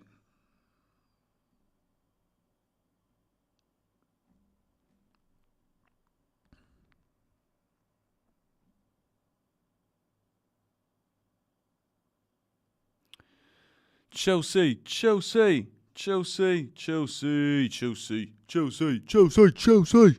How's the carnivore diet going? You know what? So far, so good. This is now 4 days, and I'm being very strict with it. And it's flipping good. Like, I basically eat all of the things that I want to eat, which is meat and fish Like I love meat and I love fish. So yeah, like it's an easy diet for me to do because it's all of the things food wise that I crave anyway. So it's very easy for me to do it. Pause. How is Benson's stream a better atmosphere than Stamford Bridge? Honestly, like, I want to talk about it more, but it's kind of like a weird one because Chelsea fans that do go to Stamford Bridge then think that you're just like a non-match going fan who just wants to criticise, but like, go to games, bro. Like, well, the problem is, like, you can't go to games because, like, the other week when I was at Stamford Bridge, honestly, I couldn't believe it. Like, it was a disaster. Like, I get up because we've missed a chance and we nearly score. But geezer sat behind me, starts having a flipping Barney at me. I'm like, bruv, we're at a football game. And we just nearly scored against Man City on the first day of the season. And you're getting pissed off at me for standing up and shouting at Stamford Bridge. Honestly, I don't normally swear on the channel, but yeah. F off, mate.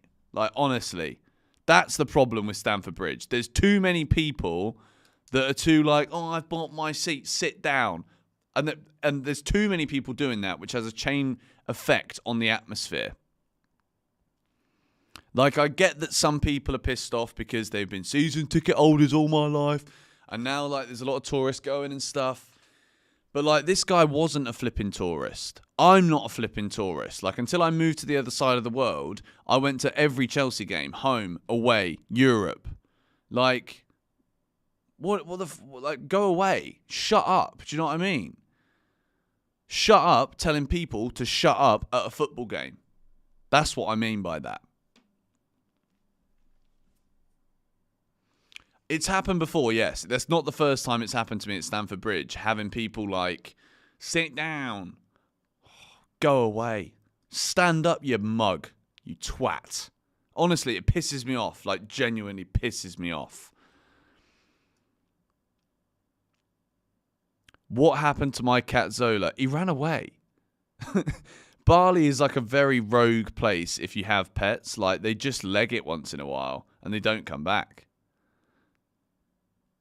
But weirdly, like, I went back to the area in which I was sure that I lost him.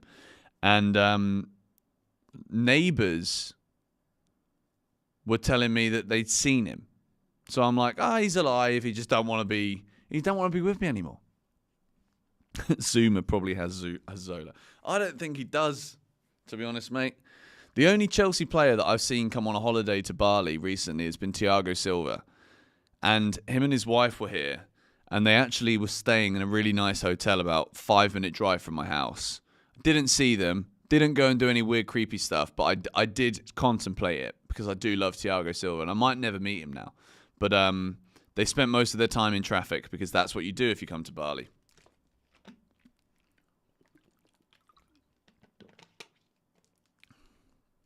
Your anger makes you powerful, George. Tell someone that I'm having a go at that. But thank you. Is this a do or die game for Mudryk?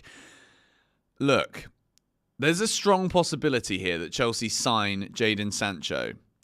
And Raheem Sterling, like, it doesn't really affect Sterling because Sterling is out of the reckoning at Chelsea anyway. So if Chelsea sign Jadon Sancho and Mudryk doesn't perform today, we could even be seeing a Mudryk loan tomorrow. Genuinely. My cat has done a Lukaku. The thing with cats, right? Dogs are loyal, but cats will choose wherever gives them the most and the best food. That's what cats prioritize. Cats prioritize food. Dogs prioritize you. I love cats. I've got a cat, and she's actually unbelievable because she's more like a dog than a cat, to be honest.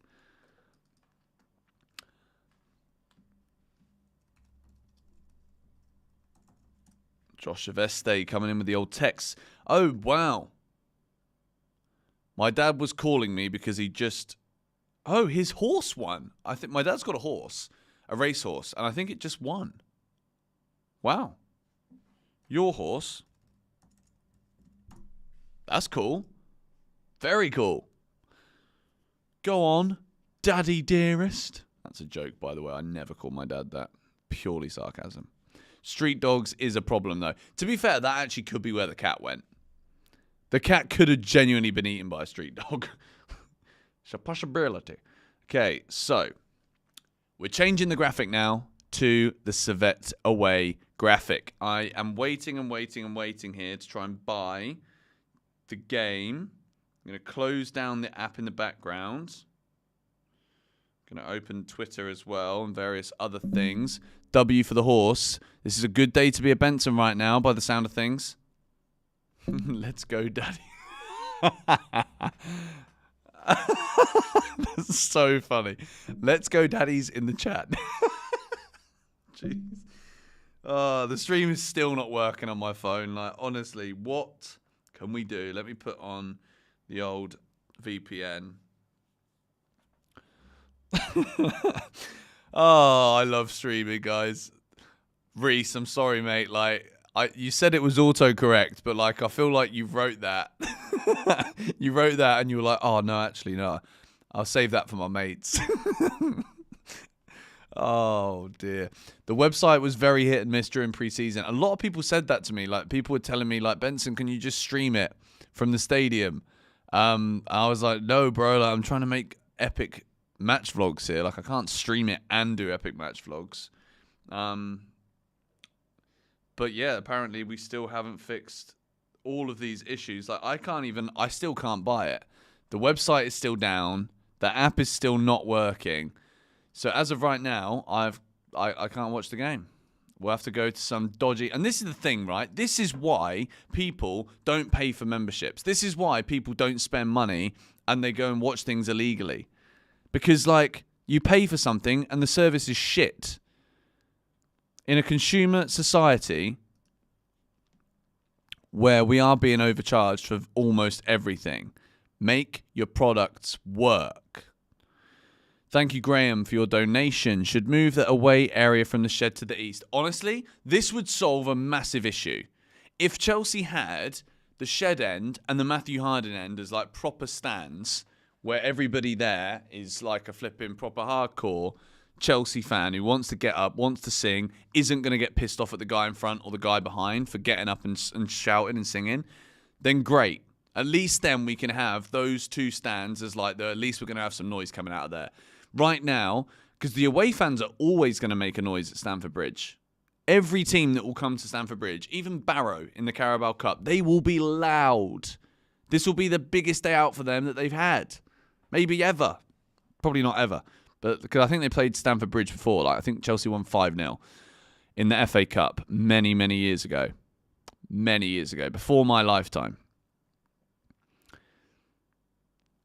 Yeah, I don't understand. Well, the reason they were put in the shed in the first place was money. Let's be flipping honest, right? Like, ugh.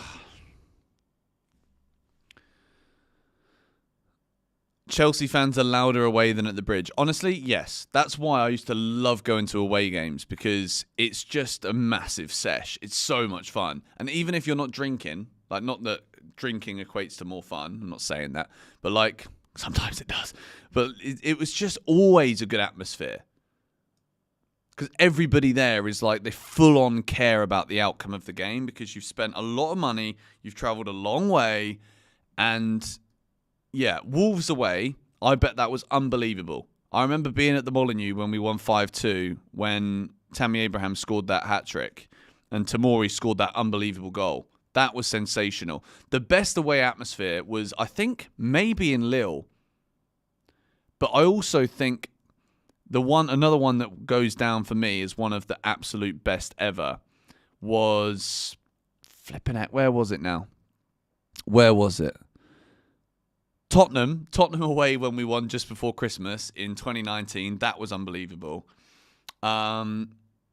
Everton away when we won the league under Antonio Conte. That was just mega. It was the worst game of football. One of the worst games of football I've ever seen. And then Pedro Rodriguez, out of nowhere, whips the ball, top corner, runs over to the crowd. The geezer that was stood behind me gets flipping breaks my seat, and I get in trouble for it. And I'm like, do you not understand how things go at a away game? You flipping end up 3 rows in front when we score a goal. How can I have broke my seat? I didn't sit in it once. It was funny. But yeah, that was one of the best away games ever. And yeah, I kind of feel like Pedro Neto has the potential to be that kind of player for Chelsea in the way that Pedro would just show himself. Remember at Spurs? That's the only time I've ever missed a goal at a football match by leaving to go for a beer in the concourse at half-time. When we played Spurs, for goodness sake, I literally went into the concourse. I think we were 1-0 down, and Pedro scored that worldie at Stamford Bridge. And yeah, my beer went everywhere. Anyway, the website's still down. The app is still down.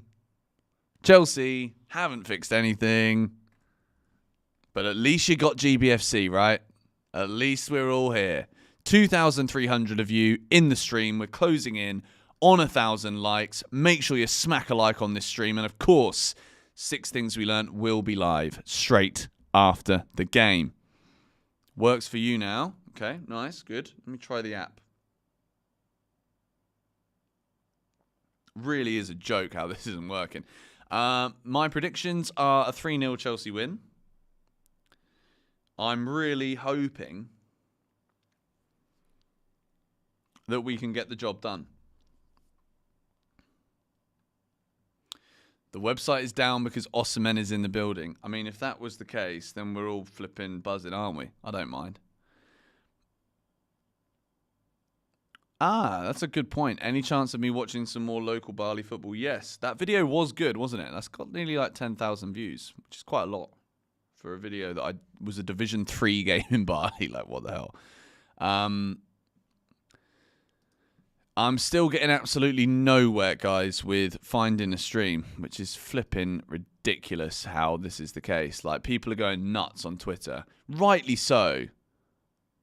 Like, just test the software before the game. Like, when I wanted to stream today, this is just me, little old YouTuber, right?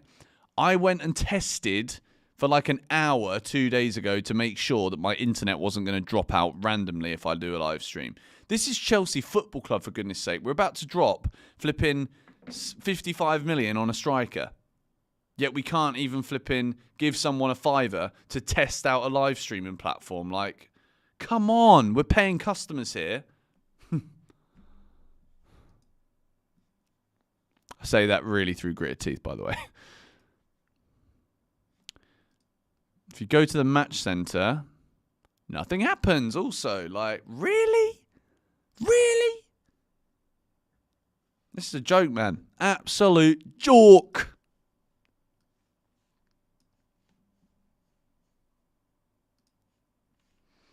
Live stream works. Not for me. No, it does not work.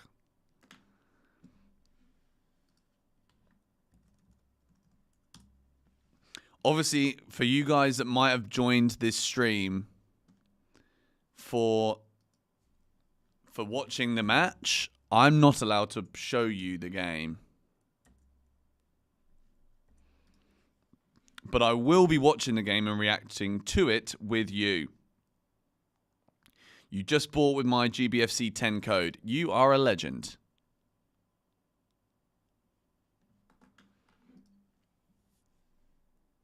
App is working. Okay, let me try again. For me, the app's not even working, which is flipping ridiculous.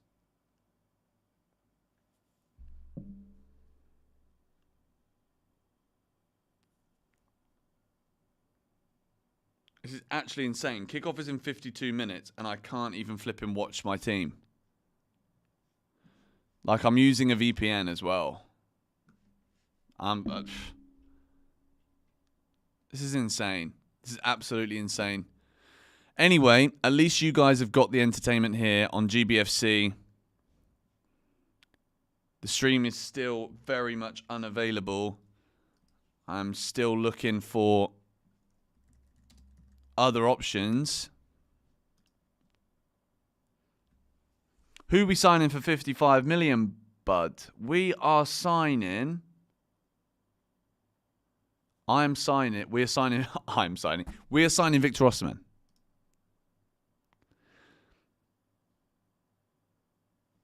Wow.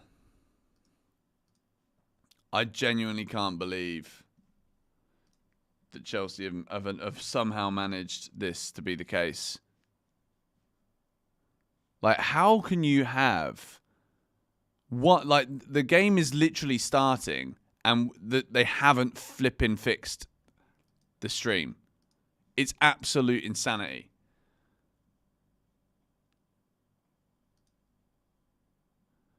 Wow. Well, the game is basically kicking off now, so I'm still looking, and if I can find something, I will let you guys know. Obviously, try and keep watching the stream with me as well, so we can all watch together. But flipping heck, mate, like, it's working for you. Okay, let me reload it again. It's working for some people, but just not for other people. Should work after a few tries. Okay, I'm just going to keep on refreshing. Close the app, reboot. Okay, I'll try that as well. This is actually a flipping joke, man. Honestly.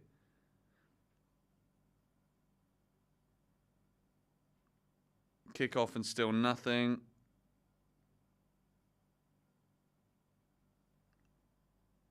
Oh, wow, I've got commentary.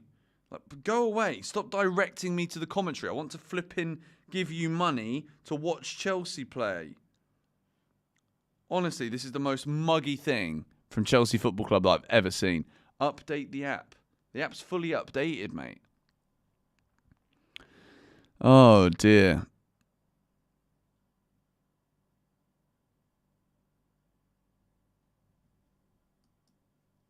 Wow. Well, I still can't see it.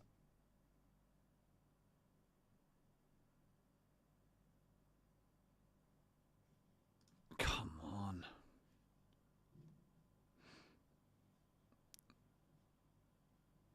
This is insane. Absolutely insane. Website down. App down. Shocking from Chelsea. This is actually shocking. Like, this is worth making a flipping video on in itself.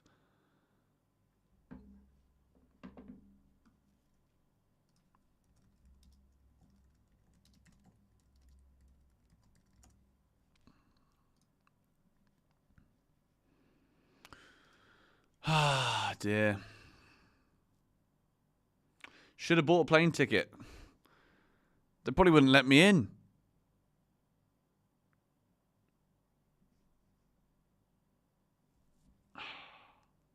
Restart my internet. And I can't do that because then I'll flipping lose the stream.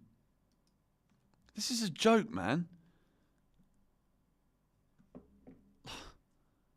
Honestly, Chelsea, sort your flipping streams out. This is actually disgraceful.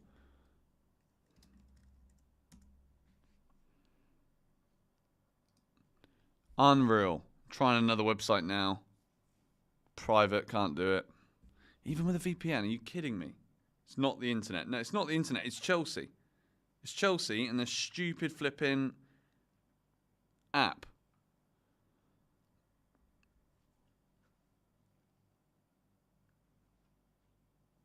Oh, man.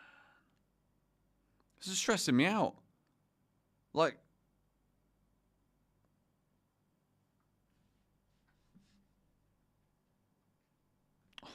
let me see if I can log in. So if I do it on the website.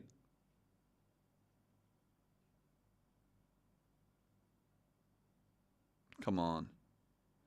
No one can buy it. Okay, I'm trying to go on Google on my phone. So instead of going on the app on my phone, I'm trying to go through Google Chrome on my phone. If I can get this working, we are going to be buzzing. At this point, someone...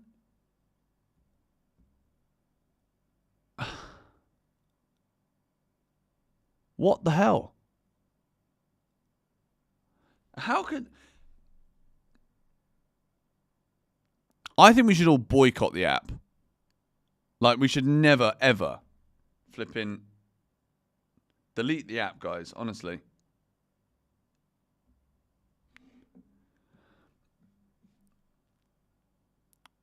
I can't believe this. I'm trying everything I can here, and I still cannot access anything.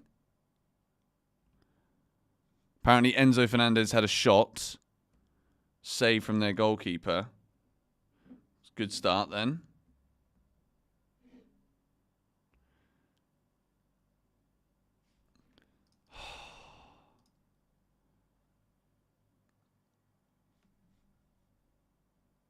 Works for me now, free. Well, oh, great.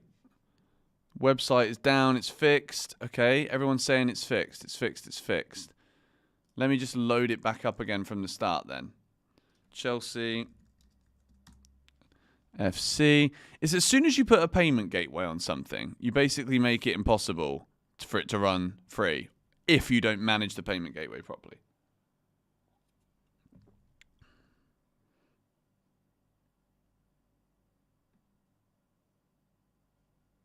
It's fixed and now it's free. Wow, okay. That's insane how they've managed to charge people. That's going to be an interesting one. Watch live. Okay, I think we're in business. Yes, it's working. I've got it working. We don't have a timer because, well, obviously we missed the first 5 minutes of the game. But luckily, Chelsea did not... We didn't score a goal in that time, so we didn't miss anything. Let me see if I can get my TV to work on like an AirPlay kind of mode thing.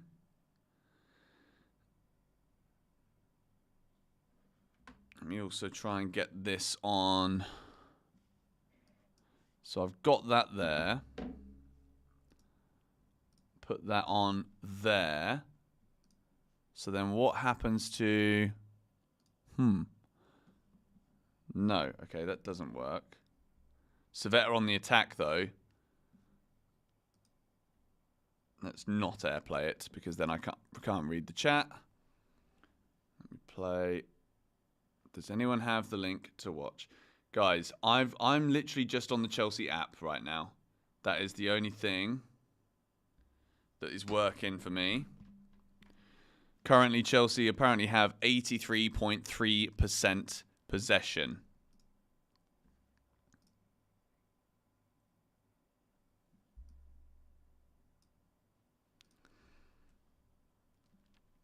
Come on, Chelsea.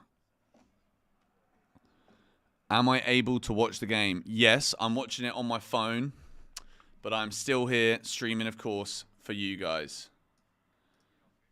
It's currently Chelsea 0, Servette 0, and we're on the counter-attack here. Dewsbury Hall getting forward, runs into trouble. Come on, Chelsea. I want another good win today. To be honest, I just want another win, really. I just want another win to keep this momentum going.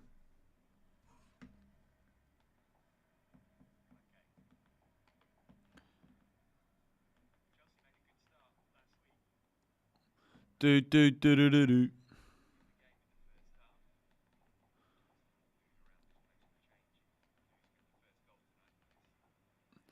I want to see...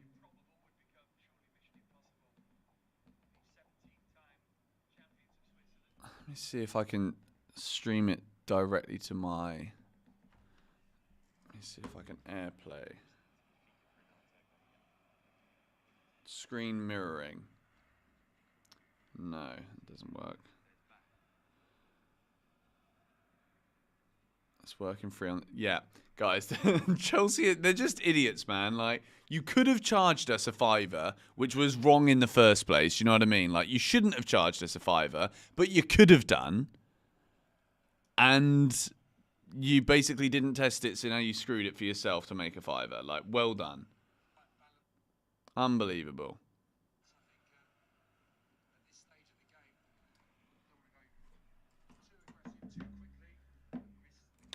But as of right now, Chelsea are just controlling the possession of the ball. Pretty easy stuff at this point.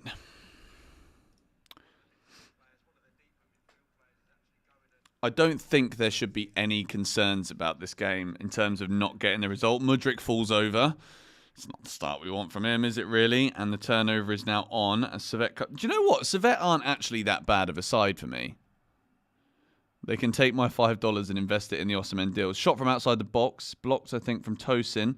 Chelsea get... Oh, that's a lovely touch. Oh, Nkunku, he's been absolutely scythed down there. Christopher Nkunku is fouled.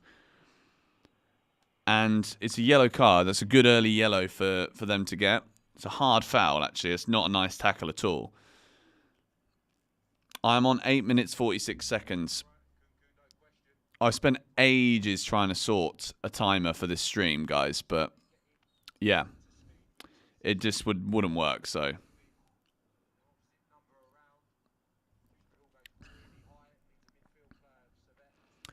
Thoughts on Sancho? I mean, why not, eh?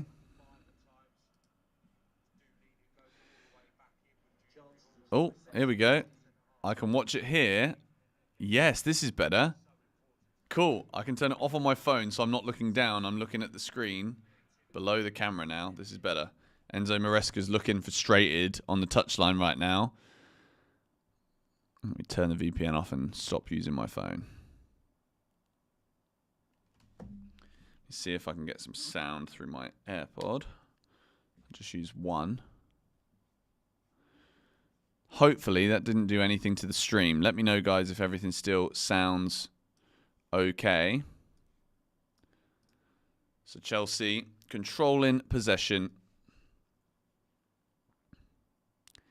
In the middle of the park, we go walking in our sleeps. Na na na na na na. Na na na na na na na. Oh, go on, Mudryk. Nah, it's actually a poor pass. Can't be pissed off with him there. Nice one. Yes, guys. Thank you all so much if you are still in the GBFC stream. It's my first watch-along. I'm going to tell you what the last one was, but I'm sure you're not going to be happy to hear this. Last time I did a watch-along, Chelsea lost 1-0 to Nottingham Forest. So, yeah. Not ideal. Have I seen Renato talk about Chelsea? Yes, I absolutely love Renato Vega. I think he's one of those players that will absolutely get the crowd going. Go on, Mudryk. That's good. Much better. Do you know what? I've said this many times, right? I like it when Mudryk comes inside. When he kind of operates and tries to get towards that number 10 area... That's where I think he's most dangerous. I think out on the wing, he's just wasted because he doesn't really do much of what he's good at in those positions. Here he is again. I'm literally on Mudryk watch right now. I'm 11 minutes and 30 seconds in. Guys, I think at this point, like trying to match all of our streams up together when Chelsea have only just been able to flip and turn it on is going to be very difficult. So just bear with me. But Chelsea controlling the ball. It's nice and easy possession right now. I think we're kind of just making sure that whatever early sting Servette were trying to put into this game, be it from the atmosphere or whatever, is not going to be happening.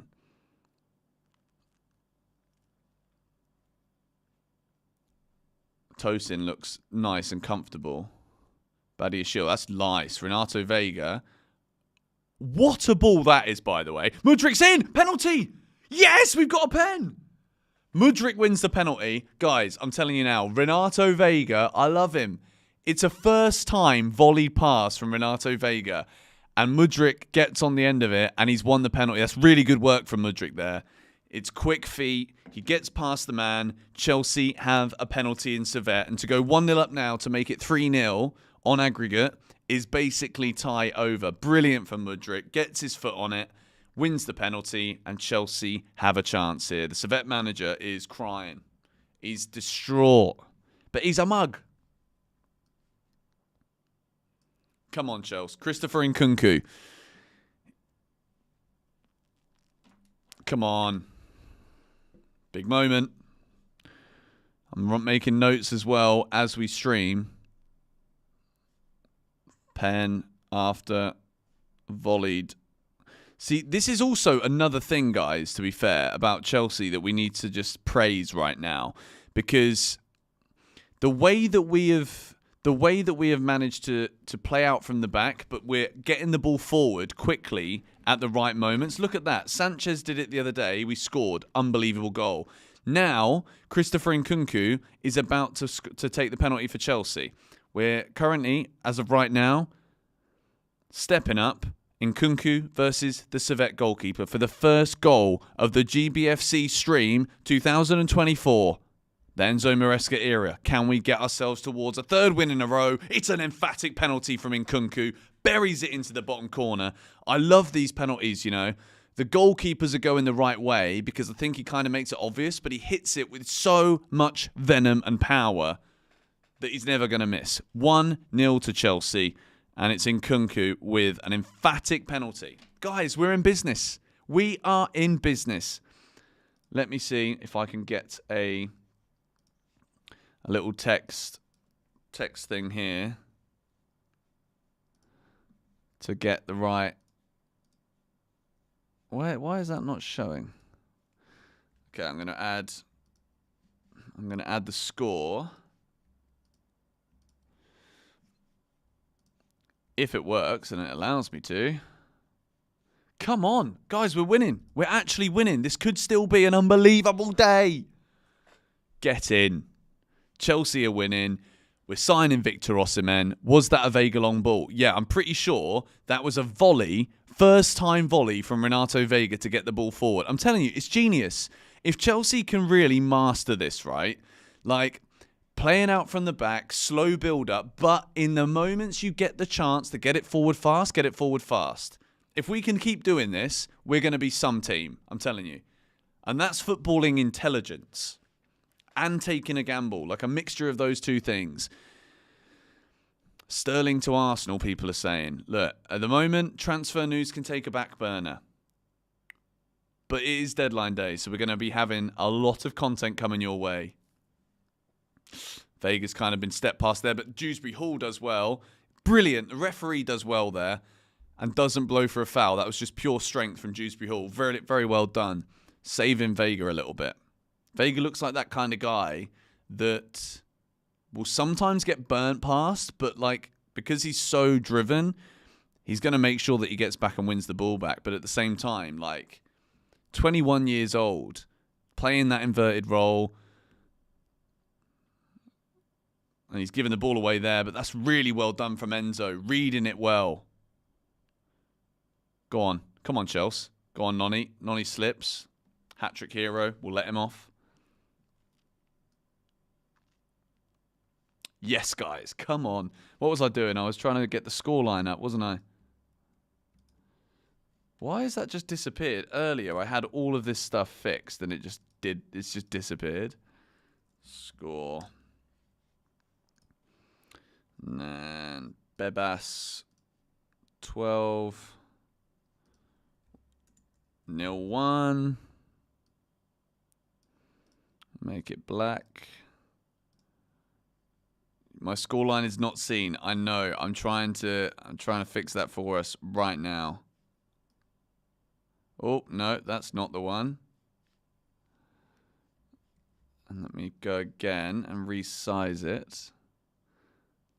Honestly, guys, streaming is difficult for when it comes to like knowing how to get everything to work.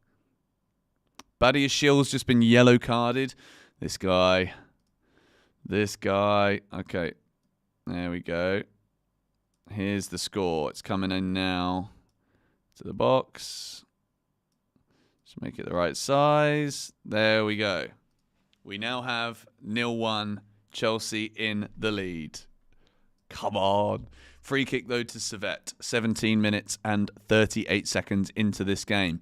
He's over it. He's looking. He's like, this is it now. We're 3-0 down against Chelsea. The AC Milan comeback is on. It's a wonderful cross. Wonderful cross. Fair play. Like, the delivery from Servette has been fantastic. It's just their end product. They literally are the Chelsea of the start of last season. They just cannot finish. Tosin does well, puts pressure on the attacker. And in the end, it's gone out for a goal kick. So Chelsea's done very well. Very good from Tosin. Tosin. Good defending.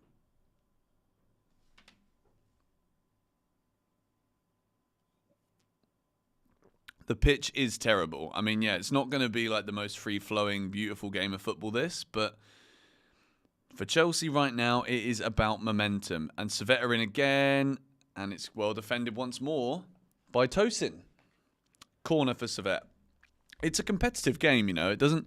The first game kind of felt like a friendly, and I think Servette for the first sort of half an hour of the tie were giving Chelsea a little bit too much respect. But now it genuinely feels like a proper tie, and I think it's going to be an exciting game now because they're going to have to try and go for it. I think it's going to leave space in behind. Oh, it was offside anyway. Okay. Any news on a striker? As of right now, I don't think there is anything happening regarding Victor Osimhen.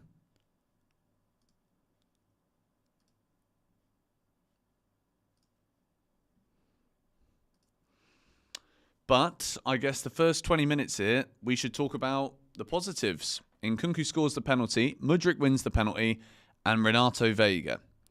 And obviously, I'm going to give you guys kind of an idea as to what I'm thinking about 6 things we learned as we go through, just because, why not? But I would say right now, Mudryk did very well to win that penalty, you know. Very well. Quick thinking. That's been the issue. That's what Maresca's saying. It's about the final decision. What does he do at the moment that matters?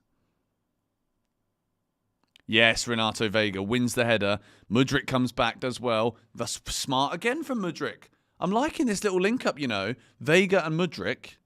This is good. And yeah, Noni Madueke needs to sort his studs out. Don't know what is going on, but he does keep falling over. You guys are right. Veiga with a green so far. Absolutely. Everything he does is positive. It's forward thinking. Chelsea looking really good here. I'm not going to lie to you. And this is going to be a couple of times in a row that I'm saying this now.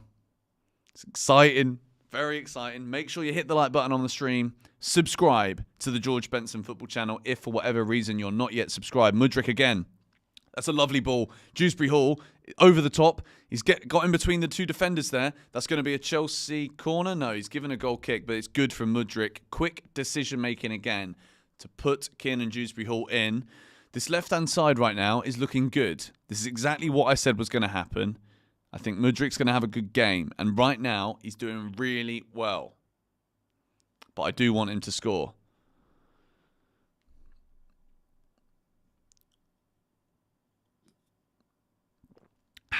These coffees are unreal, by the way.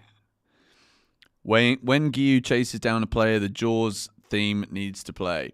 He does run like he's a man on a flipping mission, doesn't he? Like he runs as if his life depends on it. I really like Guiu. I think, guys, also, another thing that kind of doesn't really get said right now because, like, the mainstream media are trying to distract you by telling you that Chelsea have too big of a squad. But, like, the likability of the squad right now. We might have a lot of players, but we don't really have a lot of players training with a first-team squad as Guiu chases the goalie down again. But, like, everybody is, like, likable. And look at this, right? Servette kicked the ball away. The goalkeeper kicks the ball away. It goes out for a Chelsea throw-in because Mark Guiu is putting the pressure on. Like, literally. That's all we've been saying all the time. And it's those little turnovers where it's just free. Chelsea don't have to really do anything because Guiu just puts the pressure on the ball. Goalkeeper's forced to kick it quickly. Like, as a pressing striker, he's absolutely fantastic. He's still so young as well, by the way. I think he's only 18 years old. It's a lovely ball. Mudryk's in again. Go on, son, please. Mudryk. Oh, that's a shocker. He's put it in with his left foot and it's gone straight over the top of Madueke, who does keep it in, though. Disassi. Tosin. Come on, Chelsea. Second goal, it'll be good. Badiashile. Unlucky Mudryk. Badiashile again. Gives it back to Mudryk. Mudryk to Dewsbury. Oh, this is tasty. Mudryk's in again. Dewsbury Hall. The link-up is phenomenal. Great ball in from Mudryk. It's cleared to the edge of the area as I spit on the tip of the microphone. So many innuendos here today. Not the kind that we want. Servette throw-in. This is, do you know what? This link-up play between Dewsbury Hall, Mudryk, Veiga, Badiashile, they're getting forward. Like, Chelsea we're creating these really good connections in certain phases of the pitch. We saw it on the right-hand side with Palmer and Madueke.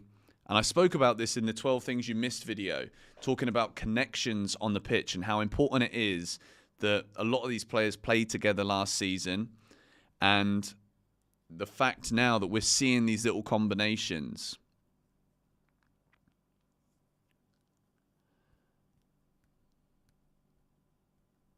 That's good from Badiashile.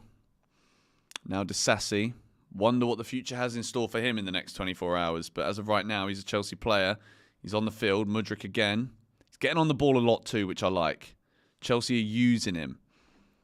And I think Mudryk is that kind of confidence player where I think if he scores a goal here in this first half or gets a good assist, then I think he's guaranteed to have a good rest of the game. Do you know what I mean? Yes. Go on. Go on. Enzo. Noni's in. Nkunku. Noni. Go on. Oh.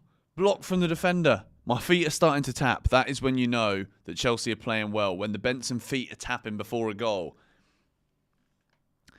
I've got in my office, I've got like those gym mats, not gym flooring, where it's like the rubber tiles. I've got those. Some guy was leaving Bali and he had a home gym, and I was like, I'm flipping buying them off you, mate. Got a whole floor for like £100, like for a whole room. Unbelievable. My office is quite big.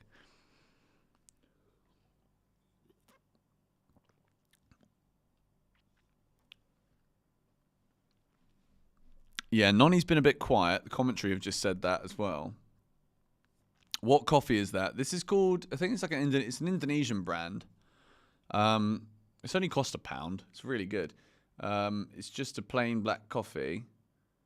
And in Indonesia, they make everything sweet, but this is not sweet, because I'm not allowed sugar right now. So this is literally just pure cold brew coffee. And the brand, I think, is called Wakely. Definitely not sponsored, but come on, here we go. Dewsbury Hall. Badiashile, you've got, what is Badiashile's positioning here? Like, you're literally inviting pressure by trying to get that close to him. You need to be an out ball. Even if the out ball is going backwards, like, just spatial awareness, man. Like, I feel like, you know, like how we used to say about Lukaku looks as though he's running with like lead in his boots and he's wearing like massive flipping Doc Martens or something. I think Badiashile is also like, he looks as though he plays with shin splints. If you know what shin splints are, it's like this horrible pain you get down the front of, it's shot from Servette over. It's like he looks as though his legs can't like move quick enough because he looks like he's in pain. And I don't know, that's just kind of the way I see him now. Like, I used to, when he first joined Chelsea, I was like, God, this guy, like, he moves really well. He's like a very fluid centre-back. Like, he's good with the ball at his feet. He's always looking forward. He keeps the ball on the ground. He takes it out the air. Like, he just looked so sturdy, but also manoeuvrable. Now, I feel like it's the complete opposite. Like, I feel like he's just there like a brick at the back line. You know what I mean? It's not the player he once was. But, you know, now that the energy around the club is changing, the atmosphere at the training ground's getting better, the football's good, like we're playing good football, we're winning, which is great. Use your code to get the Mrs. the Third Kit shirt. Well done, top man. This, for those of you that want to know, the QR code in the corner of the screen. I also believe, guys, like as much as I keep saying, like if you want to buy the new Chelsea kit, I think this discount code works for more than just the kit. I think if you're buying anything from the Megastore, the GBFC10 code gets you 10% off anything. So you're welcome. And also thank you, because it directly helps me if you use it with the link in the description. I do get a little percentage commission from it.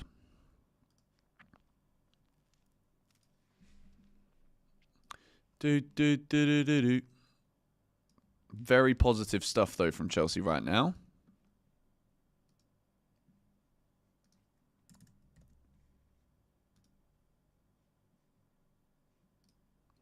Jurgensen. Pretty sure it's Jorgensen.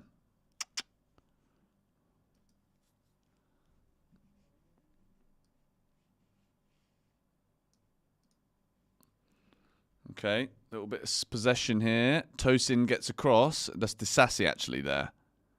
That's good.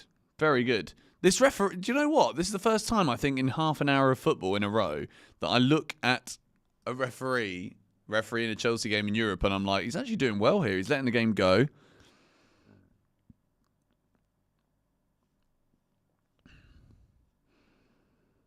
Guys, I really hope we sign Osimhen, you know. Obviously, 6 things we learned will be after the game, and then the chances are... I mean, I'm not sure if I'm going to do a things you missed video. Maybe I do. I think a lot of people liked the longer video after the 6 things we learnt video, but I think because it's deadline day, like, go on, Mark Guiu. Please. Guiu's won it back again. Unbelievable from him. And once again, Chelsea are now on the attack. The referee lets the game play. Like, this is not a European referee. This is the best referee I've ever seen. On Vega. Brilliant. Unbelievable, Renato Vega. What a player he is, guys. Really. He's such a fantastic player. I really like him. Get off the fence about wanting Osimhen. What do you mean, get off the fence? Mate, I flipping built the wall, mate, that has Osimhen's face on it. Like, I've been talking about signing Osimhen forever. What do you mean, get off the fence? I'm about as not on the fence as you can possibly be. You should be streaming every game. Well, guess what? I'm going to be streaming every single game. You were joking. All right, I'll let you off then. Go on. Mark Guiu holds it up. Really good play. What a ball, Vega. Honestly, Renato Vega is getting me gassed here. He's getting me so gassed. What a signing this guy is. First time pass. Spraying it out wide.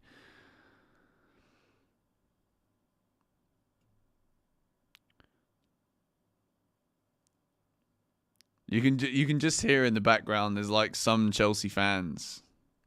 Yeah, guys, honestly, I'm telling you, this season I'm not messing about. And I decided at the end of last season, like, I'm a bit too inconsistent. And I was like, screw it. I'm going to go on the pre-season tour and make the best flipping videos following Chelsea on the tour that I can every single day for 2.5 weeks. We did that. And straight into the new season, we're not missing anything.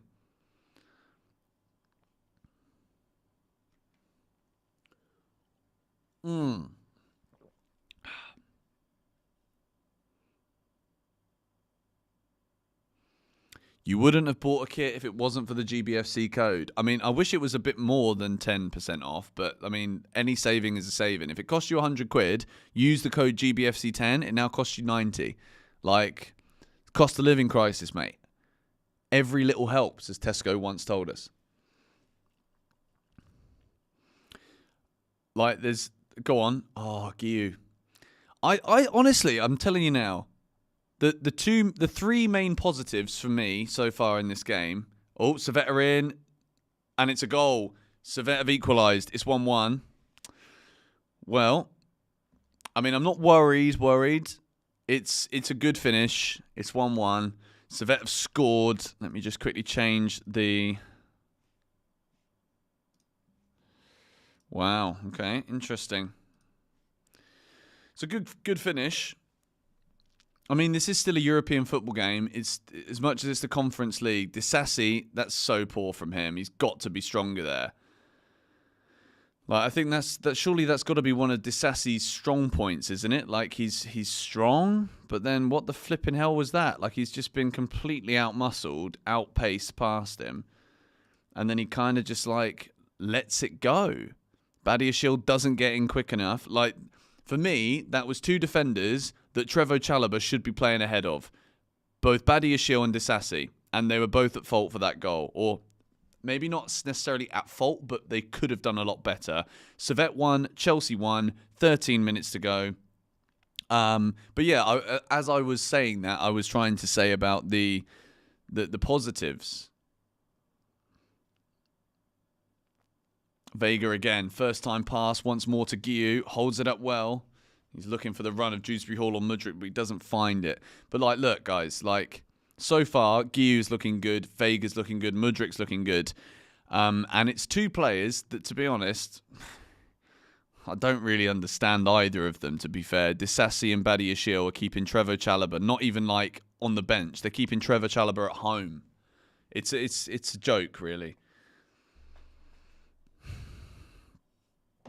It's kind of put a dampener on the mood slightly, but we're going to stay positive. But yeah, that is red box territory for Disasi and Badiashile right now. Thank goodness I didn't put a bet on 3-0, eh? Been a waste of my money. Let me just quickly check on the dog. Do I watch F1? Yes, I do. Oh, Mason, you are so cute. He must be cold, though. He's under the aircon. What are you doing over there? Good boy. Send him back to the championship. I mean, I don't think he's ever been in the championship, but...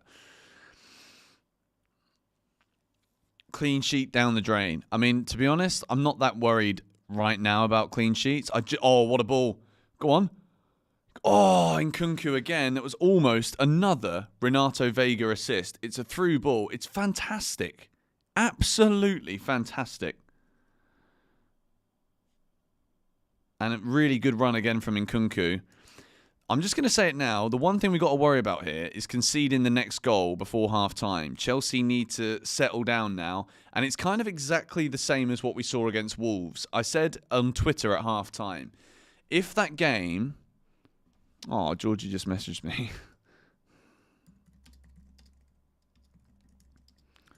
The game at half-time against Wolves...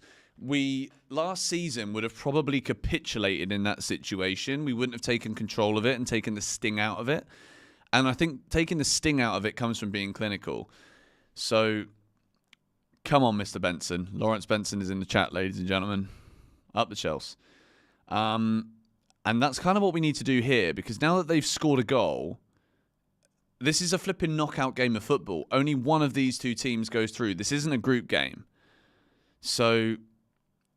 Servette are going to be up for this now. This is about riding that storm. If the players are going to be able to you know, not take too personally, I guess, the atmosphere.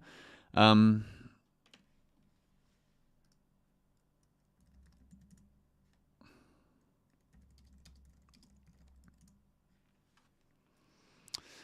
are on the attack again. This is starting to look a little bit dangerous. Badiashile steps in this time and does well. That's much better from him.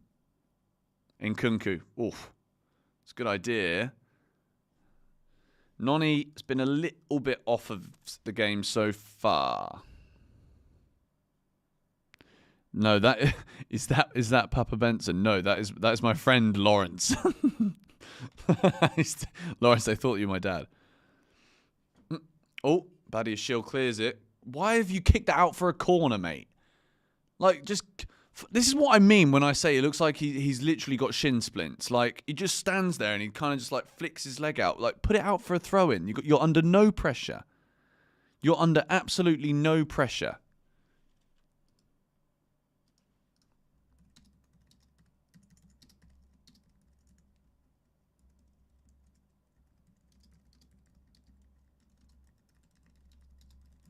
Corner now to Servette.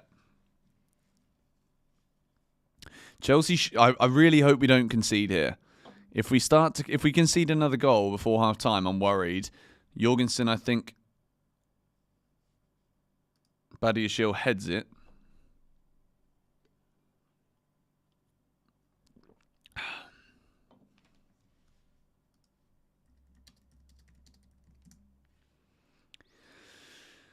Thing is, will Chelsea just subscribed from Barbados? Thank you, James McKenzie. Appreciate it, mate.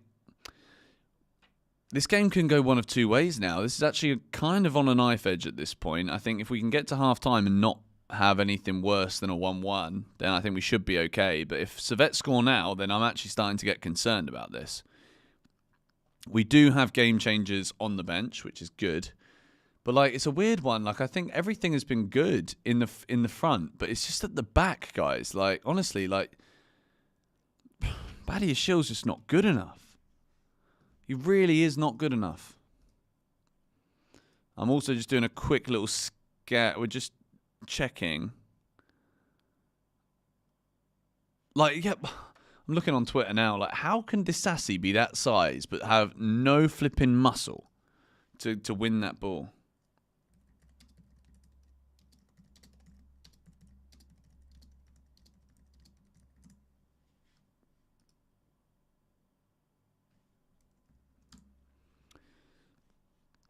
Do you know what? I think I'm going to throw this out there now.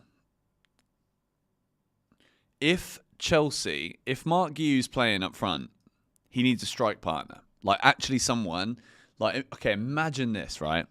Imagine Mark Guiu and Ivan Toney playing up front together. What an unbelievable lineup that would be. Servette. Enzo gets in the way that time.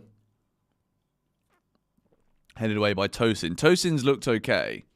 But yes, the boys do look a bit rattled right now.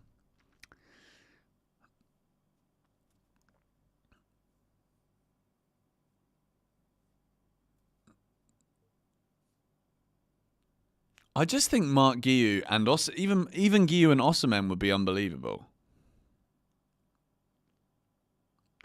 Vega just shoves the man on the floor.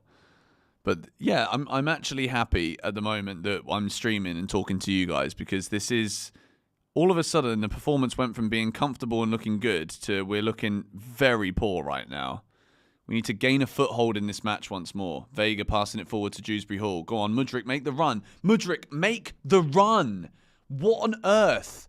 Oh, that moment right there. That moment right there is huge. That is where Pedro Neto sees the break is on. It's literally 2v1 if Mudryk sprints down the touchline there. Dewsbury Hall's got the footballing intelligence to wait the pass at the correct time. But Mudryk doesn't make that run. So Dewsbury Hall kicks it further forward. He's obviously not as quick as Mudryk. So then he doesn't win the ball. That is exactly where Pedro Neto makes the smart, intelligent run. That's the difference. That is the flipping difference. Mudryk's done all right there, though. He's kept the ball in, gives it backwards again. Like, you're 1v1, beat your man. If that's Donny Madueke, he is literally trying to beat his man immediately. He looks at the fact there's only one person in front of him, a fullback who's not as quick as him, and then he beats him. Like, what the hell? What the actual hell? Oh, that's really pissed me off. Really pissed me off. Madueke does well. Mark Guiu. Go on. Madueke's in. Noni's in. Oh. Keeper does well to push, to get out there and win the ball. Should be 2-1 to Chelsea there. Noni's touch has been poor, actually, today. I'm not going to lie. Vega does well again. Intercepts. Now Mudryk, who's managed to come centrally a little bit here. What is that, man? What are you doing? Can you see my frustration here watching Mudryk? It's the little flipping things.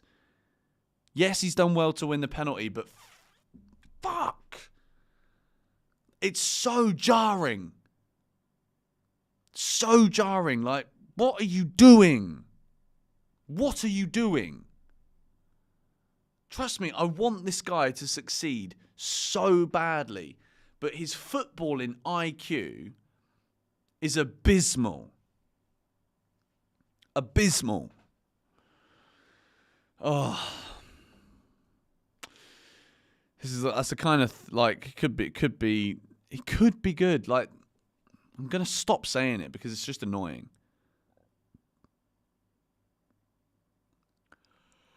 Oh.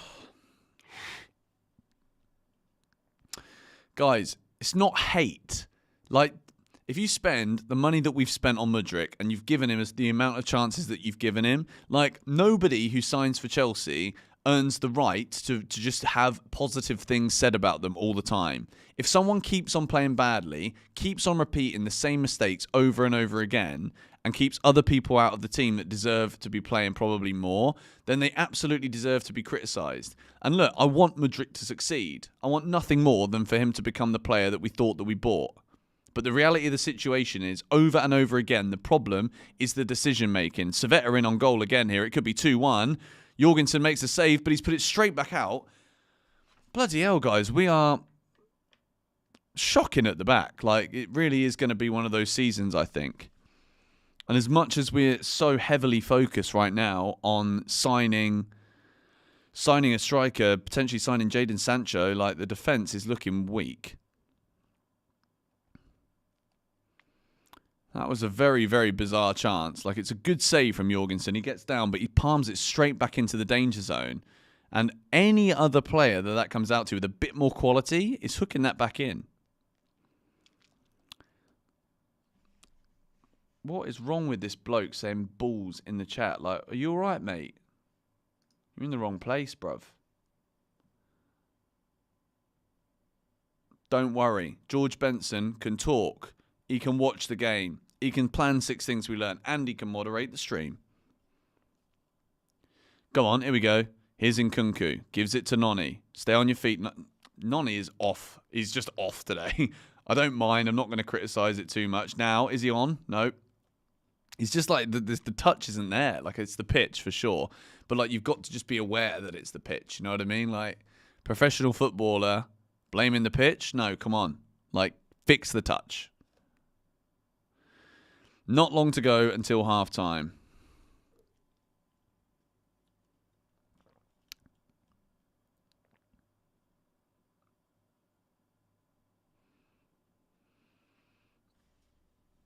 I mean, at the end of the day, all we got to do is win the game and we go through. Or not lose by more than 2 goals and we go through, basically. Well, actually, no, that's not true. If they score, if it's 3-1 to Servette, then it's level. Away goals don't count. Servette are... Oh, dear. Enzo Fernandez does well there, getting back, clearing the ball away. Simple. Sorry for the yawn. 3 hours sleep does that to you. I mean, to be honest, the way that Maresca is so, like, he wants every little detail to be analysed. He wants every little piece of concentration to be there. Like, he's going to be telling even the nonnies, you know, like, you can't score a hat-trick and then take your foot off the gas. You don't score a hat-trick and then kind of void yourself of, like, basic concentrative, if that's a word, criticism. Servette are in again here. Don't concede now. Oh, Vega's been done around the back. Well done. Badiashile comes across there and does well this time. 1-1. We just seem a little bit pedestrian, guys. I feel like we're not giving Servette the respect. And this is the thing, right? If they just went for it a little bit, like, I find it crazy how Servette aren't really trying to press us more. They're not really putting, like, any serious pressure on us when we've got the ball. They're just sitting back. Like, if you rile this Chelsea team right now, then I think you can get at us and you could create more opportunities to be able to potentially score more goals. Right. Half-time, it's 1-1. Let me remove the flipping AirPod for a second so that we can... Oh, no. All right, let's chat then, shall we? Let's see. Let's talk a little bit about how we feel about that half-time. I think that was a pretty poor half from Chelsea, I'm not going to lie. I think we've looked very, very slow. I think the pitch is very much affecting the quality of the game. The pitch is letting us down here massively, but, like, come on. We are a team that has had £1 billion plus spent on it. We should be able to deal with a few bumps in the road when it comes to turf not being fantastic. I think the game started well. I think Mudryk, it's been a half of 2 halves, which, you know, football is a game of 2 halves, as the old classic adage goes. But it was a really good start from Mudryk. He wins the penalty. Nkunku converts the penalty emphatically. Chelsea are 1-0 up, 3-0 up on aggregate. And then all of a sudden, for whatever reason, we do the opposite of the second half at Wolves. We take our feet off the gas. We kind of just think the game's already won. The tie's already won. Doesn't matter. So we take our foot off the gas, allow Servette back into the game. And this is the key thing here. The key thing is Servette right now, I don't know why they're doing this, and this is the level of European football we're playing at right now. If this was any higher level, we're punished for the way that we allow the space, the time, and, like, the pedestrian nature of the way that we're trying to win the ball back isn't good enough. The way that they run through us for the goal, Enzo Fernandez didn't do enough. Axel Disasi looks like the biggest, strongest man on the pitch, but he's got nothing there whatsoever. He's made no effort to win that ball back. And then Badiashile, bit late to try and win it back. Like, it's just poor defending all around from the midfield. Disasi is bypassed. Badiashile doesn't get down quick enough to make the tackle. Looks like he's flipping. I'm going to keep saying it. He looks like he's got shin splints. That's the way he's playing right now. And then it's 1-1. And then from that point, we kind of... Mudryk stops controlling the ball properly and starts making awful decisions, we actually have breakaway chances because, look, we've invited loads of pressure on us here from Servette. But Dewsbury Hall's got no out ball because Mudryk doesn't understand that he needs to make the run. You've got an overload there on the left-hand side, and Mudryk is just like, hello, we got the ball back. Oh, guys. Unreal. It's so frustrating because, A, this is not our strongest team, and we've got better players. Like, the reality of the situation, guys, is that Mudryk is not good enough for this Chelsea team right now. And to see what Pedro Neto did at Wolves, against Wolves, like, yes, we've got that available to us. We do. And against Crystal Palace at the weekend, hopefully we'll see that level. But, yeah. Neto would have... Yes, thank you. Neto would have made that run. That's the facts. That is the straight-up facts. And then, look, I think Axel Disasi and Badi Ashil, not surprisingly, are the weak links in this team right now.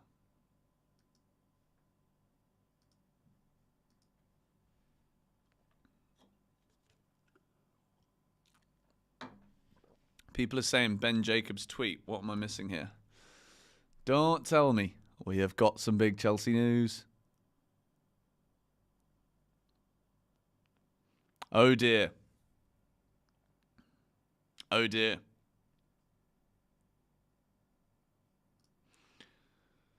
Flipping heck, man. Al Ali cautiously optimistic on Victor Osimhen after positive talks. Saudi Pro League sporting director Michael Emenalo, we know that name, is now directly involved to try and close the deal. Al Ali increased their offer on a 4-year contract, and the total package to Osimhen is now worth 160 million euros. Proposal contains a release clause. Chelsea position and offer to Osimhen remains the same. CFC have stood their ground and stuck to their wage structure. Good. Both clubs have put pressure on Osimhen to decide now and not in the final hours of the window.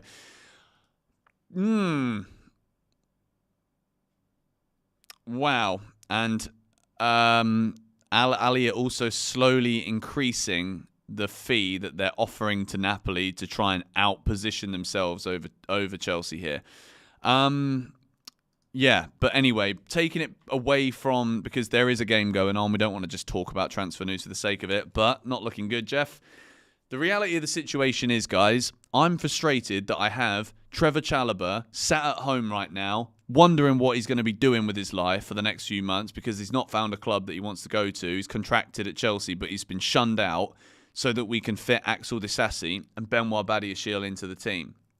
As much as we can get excited about new strikers coming in and whatnot, the reality here is plain and simple. We have bought a pair of players from Monaco for a combined total of about 70 million quid who are just nowhere near good enough. Yet a guy that's literally been there since he was a child is being shunned out of our football club. What? Like, I'm sorry, I understand that we need to balance books and selling proper... flipping heck, I'm so over talking about that. But the reality is, you have to change that mantra sometimes because some players don't deserve to be at Chelsea because they're not good enough, and some do.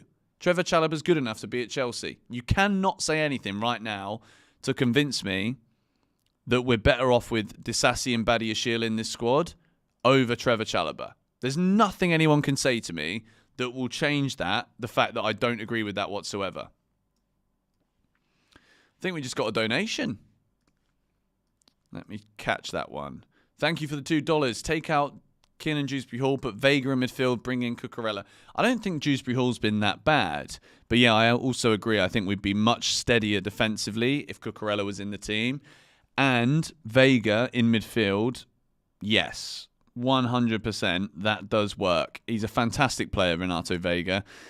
And I also think because he is so good going forward and his brain is always saying, like, get forward, get the ball forward, position myself forward, I think it's actually better for everyone if Vega plays there. Dewsbury Hall, like, it's just a very average performance, really. Like, I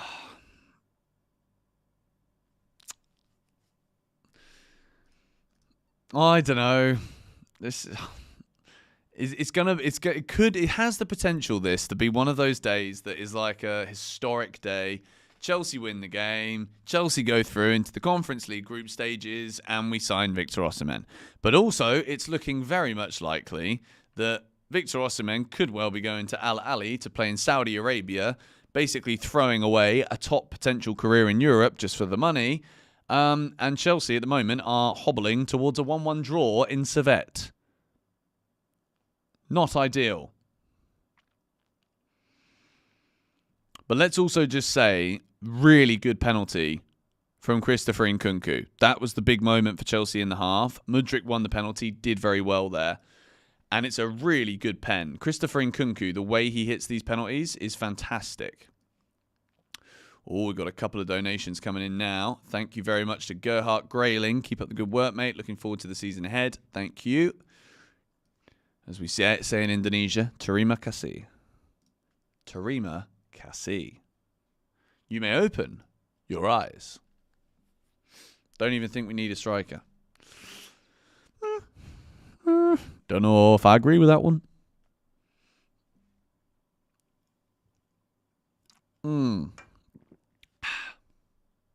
That coffee's so good, and I'm so sad that now it's gone. I had 2. Gone. Why do we only have to score penalties?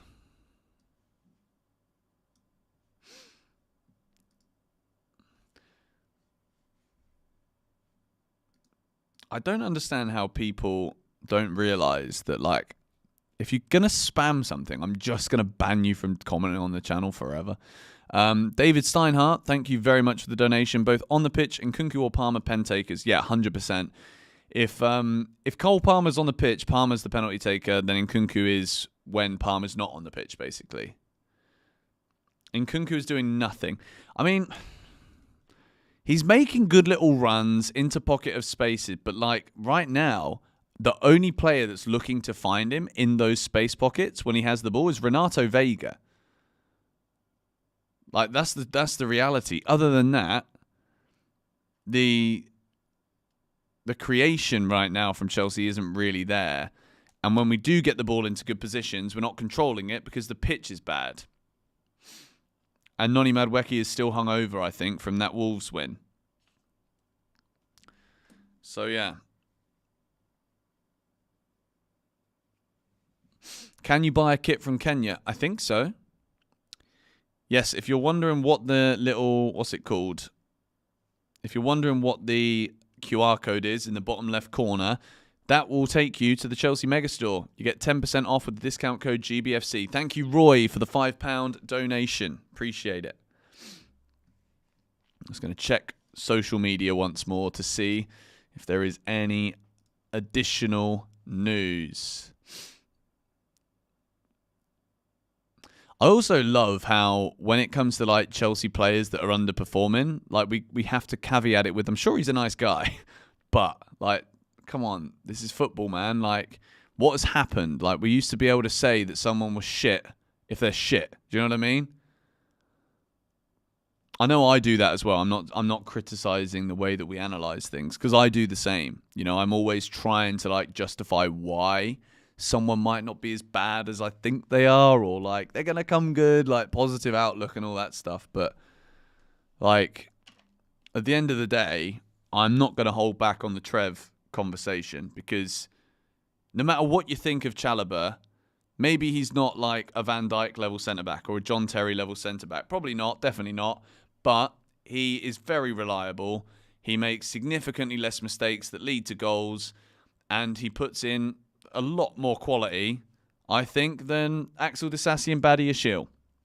Thank you very much to Samuel for the $10 donation. Big one. Veiga and Nkunku are the only ones pushing the ball forward. Mudryk should be removed. Veiga is giving Lavia vibes and looking for the forward pass. Come on, you Blues. Fight for the badge. I totally agree with you. I think Renato Veiga has been the best player out on the field right now. Jay Scott, thank you for the donation. If Victor turns down, 160 mil for Chelsea's a legend. Yes, this is something that is also important to realise, that until we know that Osimhen is going to Saudi Arabia, if Chelsea sign Victor Osimhen and he says no to 160 million euros to go to Saudi Arabia, It's insane. And the thing is, like, you got to remember, Osimhen will not. If he goes to Al Ahly, there's no way Victor Osimhen stays there for 4 years. There's no way. So yes, he has the guaranteed potential in his life to make 160 million, but he can literally go there, make 40 million in 1 year just from his fucking salary, and then he can go then with a release clause in his contract because the Saudis know that he doesn't want to stay there. He wants to go back to Europe for sure. Then he can go and sign for someone in a year's time, get a massive sign-on bonus. Like, the man's going to be caked regardless. Thank you, David, for the donation. Lol, do we just trusty we're okay on PSR now? Look, at the end of the day, people talk about how much money Chelsea is spending, but for whatever reason, it's convenient to just ignore the fact that we've nearly made double second place Man City in sales since, I think, 2014. The amount of money that Chelsea have made from player sales is extraordinary. And for whatever reason, because it's cool to say, oh, Chelsea spend so much money, people forget how much we make from selling players too, which enables us to not break the rules. Maybe we are going to break the rules. Maybe we have broken the rules. But until now, as far as I can see, Man City are the ones with 115 pending charges, not Chelsea. Thank you very much for the $2 donation. Jackson, Mudryk may hurt Chelsea even as a squad player at the minute. I mean, if we sign Jadon Sancho, I'm absolutely open to loaning Mudryk. In an ideal world, I wouldn't sell him because I still think he could come good. I do. But the reality is he's not good right now. So thank you very much, Brees, for the $5 donation. Enzo shows glimpses of decent football offensively and a complete liability defensively. Compare his play to who we let go. Kovacic, not an upgrade. Interesting opinion. Chelsea players are coming out now for the second half. What can happen if we lose 4-3? If we lose 4-3, then, I mean, do you mean lose the game 4-3? Because if we lose the game 4-3, we actually still go through. But if we lose on aggregate 4-3, then this is an absolute disaster. And I to be honest, I think it's one of those where, like, I think the least expected outcome today was that Chelsea go out and we don't even knock out Servette. But then I would actually start thinking it's a conspiracy and that we didn't even want to play in Europe anyway. If Chelsea get knocked out here, I will genuinely think that there is a conspiracy that we actually never wanted to win it in the first place. There's no way, based on the way that Servette have played over the 2 legs, apart from the fact they missed some glaring chances in the first leg, yes, but like the way that they're not playing like a team that's desperate to go through here. They're not making sure that they're going in on every tackle. They're not pressuring Chelsea massively on the ball. Maybe that changes now because we're 3/4 of the way through the 2-legged tie. Maybe it changes now. But a 3-1 in the 90 minutes takes us to extra time. That is not what we want right now. We do not want extra time playing on a dodgy pitch.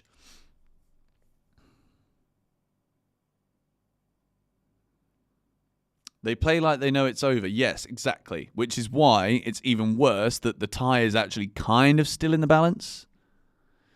Michael Anderson. What a lovely guy. 2,000 people watching the stream. More super chats needed. Thank you for your work, George. Thank you for the donation. Thank you, Jason Shot, for the donation. Loads flying in. Keeping Mudryk over Pulisic. Worse and worse. I mean, yeah, Pulisic has gone on and he's been pretty good. Right. Here we go then. Second half. Let's rock and roll.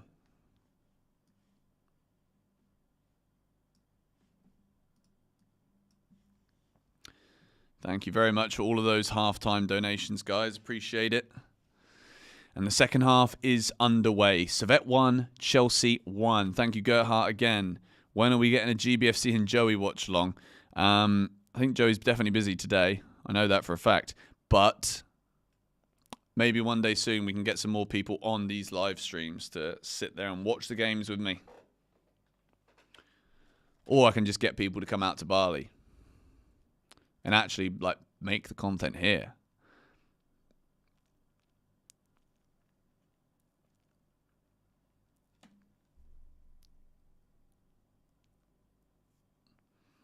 Watch Mudryk have the half of his life now. I mean, that's what we all want. Like, I think people sometimes forget that we don't want to be putting Chelsea players down. I don't want to be negative about any player. But if they're playing like shit, we're going to say that they're playing like shit. I just want him to be better. Like, simple as, really. Oh, big save from Jorgensen. This is so dodgy. He's offside, luckily. Thank you, Chris Cobley, for the $5. I think Osimhen deal is being drawn out because of possible outgoings. Guehi, possible sell-on fee. Yes, like if Mark Guehi does go to Newcastle, this could be huge. Thank you, Diego. Love your videos. Thank you very much. Loads of donations have come in. Thank you very much. No timer. No, guys, honestly, I spent hours last night trying to sort the timer. Like, for whatever reason, like even ChatGPT couldn't flipping help me. I was doing everything. It just doesn't work. But if you want to, like, we're all watching it on the same website, basically. So, good save, though, from Jorgensen. Newcastle just pulled out of the Guehi deal.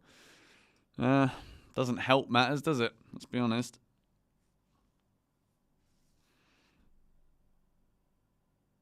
ChatGPT didn't help. I mean, it's supposedly really good for all those things, but it wasn't very useful for me. Badia Shield leaves it for Enzo. Flipping heck, mate. Go on. Mark Guiu. Go on. Go on. He's done so well there, Guiu. Keeps it in. Well defended by Servette. Now Nkunku's putting some pressure on. Come on, Chelsea. Go on, Noni. Brilliant work from Noni Madueke. Brilliant tracking back there. And he wins the ball back for Chelsea. Enzo, first time ball to Nkunku. Much sharper this looking like from Chelsea going forward here. Vega. Now Mudryk. Heavy touch again, but he gets it back to Vega. Keeps the ball comfortably. Gives it to Badia Shield. Now Enzo looking forward again. Nkunku in that little pocket. He's done well there. Go on. This would be a great Chelsea goal if this goes in. Noni. Go on. Nkunku. Oh! Oh! Like we saw against Inter Milan at pre-season, Nkunku going for the bicycle kick. It's actually so good to see Christopher Nkunku looking really fit and on the pitch for Chelsea. You know what I mean?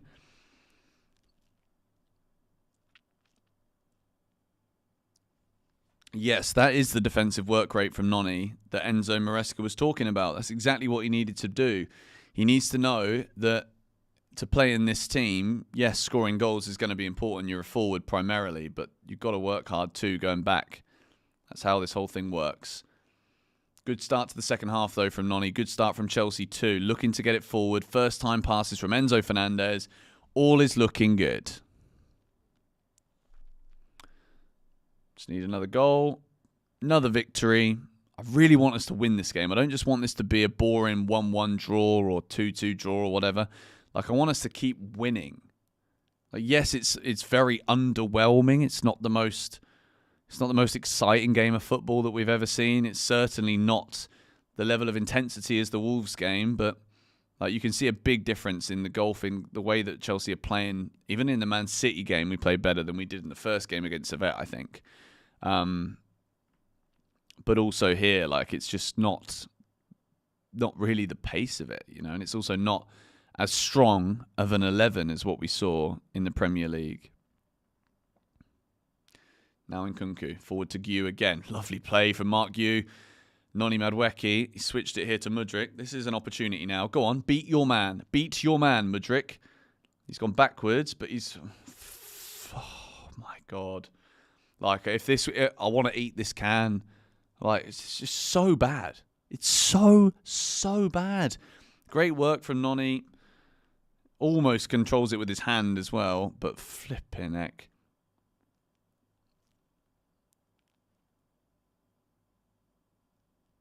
It's just an awful finish. Thank you, Samuel, again for the donation.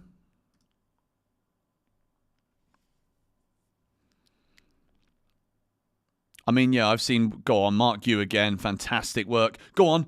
Go on, Mark. Go on. Oh, he's fallen over again. He's done... Honestly, Mark Guiu is like such a fascinating footballer to watch. He's such a fascinating player to watch. Madueke, go on. Go on. Go on, Noni. Well defended, to be fair. Very well defended. Thank you, Danny. I don't know what currency that is, but it's 1,000 of something. And take the money of Osimhen and buy centre-backs. Thank you very much. Armando Broja is not going. No. Go on. Jorgensen deals with it with his feet. That's very good. Half volley. What happened to the GBFC hoodies? Really good question. They're still here in Bali. They're all done. They're all made. I was just waiting for basically the right... We're trying to figure out if there's an issue at the moment with the washing. Like when you wash it. We're trying to figure out the best way to put inside of the hoodies. Like a little thing that tells you how to wash it, basically. That's the only thing left to do. I kind of didn't work on them for a long time, but...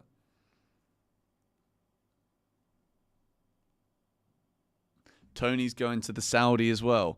Oh dear, it's not looking good, is it? The Costa Rican colon. Blimey. That Mudryk shot killed me. Like, you just know he's going to do that, don't you? Like, Servette are in here. Stand up, well done. Enzo Fernandez defending well, and then he's going back. I don't know who he's shouting at here. Enzo Fernandez doing what a captain should be doing, demanding more communication. Oof, headed away from Tosin. Mudryk, go on, son. This is it now. Mudryk, it's a breakaway. It's 2v2. Dewsbury Hall and Mudryk. Go on, son. Mudryk's in. Mudryk.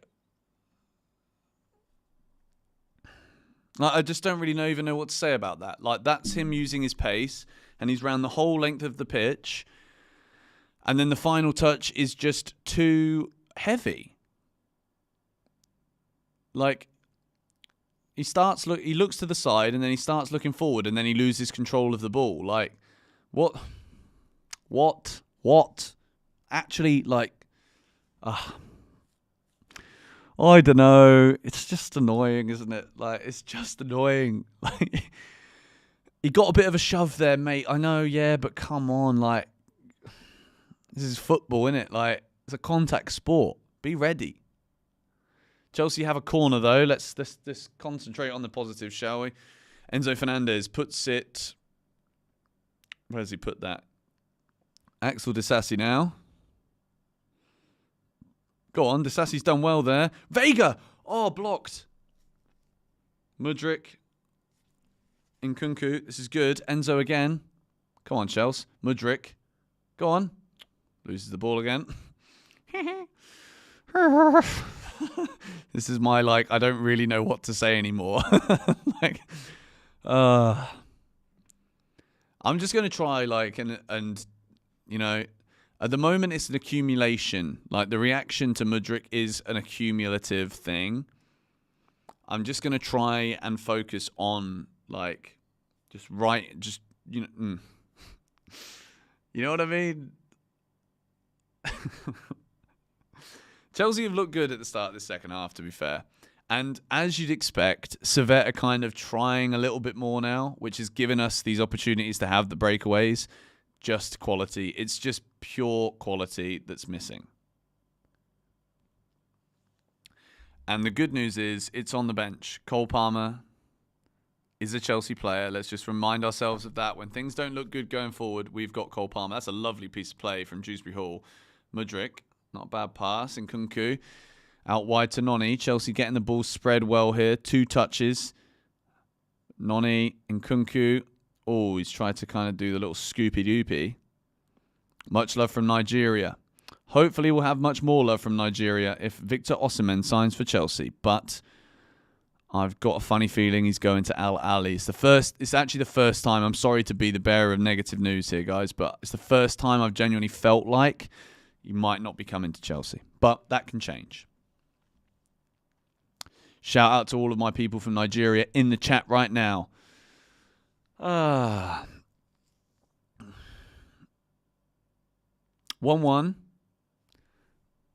I wish I had more good things to say. We're looking better, I think, at the start of this second half. We're definitely playing better in the first 10 minutes of the second half than we did the last 10 minutes of the first half. Tosin now getting forward. How's Dewsbury Hall playing? A lot of people asking questions about Dewsbury Hall. It's just average, I think, to be honest. Like, not bad, not great. Mudryk now looking to take on his man again. Go on, give it to... What's he doing? It's a corner. I don't know if that's a corner or not. Mudryk, to be fair, he's trying to do something here. A couple of little step overs. Like, he's trying to create a shooting off. This is difficult. It shouldn't be a corner, to be fair. That actually should be a goal kick. But it is given as a corner here to Chelsea. If we score from here, we're very lucky because it does flick off Mark Hughes' foot. But Enzo Fernandez has gone over to take the corner. Noni Madueke is going over to him to try and draw a man out. That is a big theme of pretty much everything that we do under Enzo Maresca. It's have an extra man there so that there's an extra less man to defend there. That's kind of the way we're trying to do it. Enzo Fernandez puts the ball straight into the box. And it's a fantastic corner. Badiashile was nearly under it. It's right under the keeper. Now Servette on the break. Enzo Fernandez does well, gets back. It's a great cross from Enzo there. If he can keep that level of corners up, we're gonna get some luck from that. Obviously, we've got the new set piece man, Bernardo Cueva from Brentford. Cueva, that was a crisp, wasn't it, back in the day? But yeah, if we can keep working on those kind of things, the delivery's got to be good. Like, for literally my whole lifetime, like remembering Chelsea players that can't beat the first man from corners. Willian is the first one that comes to mind. Like, we need to stop going back to that. I want to remember the days where like John Terry would come up with a bullet header, like Thiago Silva would do it. It's a good touch from Madueke. Kunku not as sharp onto it as the Servette defender, but he does win a Chelsea throw-in.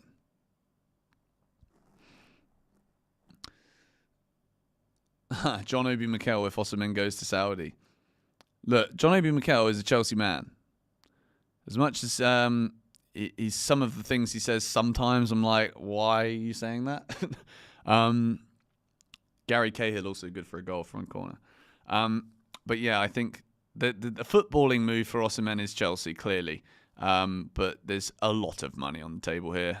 And he clearly is motivated by money. Mudryk is a Gronkiar regen, no end product. My friend Jack just texted me saying, Dewsbury Hall is drink water.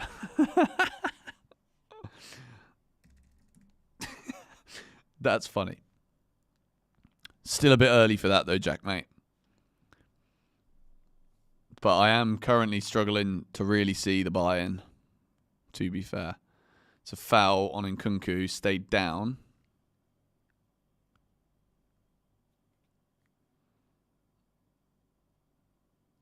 I hope the owners watch this game and see that we need a striker. To be fair, Mark Hughes not really done much wrong. The problem in this game has been that we just not done enough in the final third, you know? Like, we've been so sloppy. And I think the reality here is that if you bring someone like Tyreek George on right now, I think the quality improves. That's the reality. Here's Dewsbury Hall. Oh, just bang average, man. There's such a simple pass, and that's not the right time to play that pass either. I think we need someone a bit more creative on here. Servette are in again here. And it goes straight into the hands of Jorgensen. It's so weird watching this game when Servette have the ball, you know. Like, you think that there's going to just be a bit more urgency about it. Like, if I was a Servette fan right now, the way that we see Chelsea sometimes when, like, the game's gone from us, but, like, we as fans don't think the game's gone from us, but the players are playing like the game's gone from us. That's exactly how Servette have played for the whole tie. And I think because you're not playing with a level of intensity, the reason they miss so many big chances in that first game is because they're not playing with intensity. When the ball comes to them in a position that they should score or have to score, they're like, oh, shit, the ball's there. Do you know what I mean? Tosin, good play. It's a lovely pass. Now in Kunku. Guiu looking to make the run, but he holds the run well. Guiu's movement's fantastic. Noni Madueke. Go on, beat your man, son. That's how you do it. Noni's in, cuts it back. Oh, Dewsbury Hall can't control it. Just get a flipping leg on it, mate. And now Servette are on. Dewsbury Hall is jogging back here. Now that's pissed me off because Servette are in. Come on. Oh, the ball's gone out of play. Okay.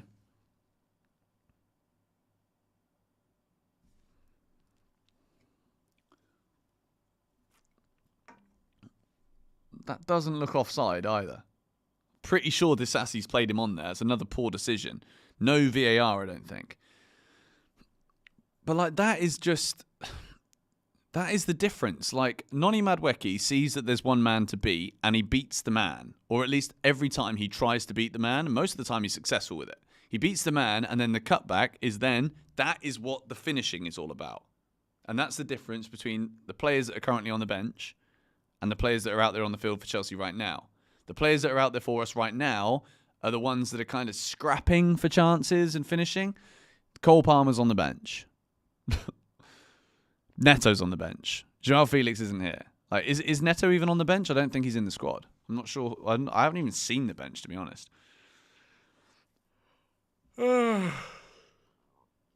Sorry for the yawn. Ref's about the same quality as the league. To be fair, I thought the referee was doing really well. Oh, here we go. This is serious. Tyreek George is coming on. Noni Madueke's coming off. Tyreek George, this is a big moment. Moises Caicedo also coming on. Nicholas Jackson coming on. Chelsea are going to win this game now. Tyreek George, ladies and gentlemen. Noni is off. Mark Hughes coming off. I think he's had a good game. Jackson's coming on. And Mudryk stays on. This is it now. Enzo Maresca, I'm telling you. Enzo Maresca knows that we're pretty much through here. Now, this is the last chance for Mudryk. Make something happen. Improve. Change the game. I really hope Tyreek George does well here. Guys, I'll be right back. I quickly need to pee. All right? I'll be right back. Don't go anywhere.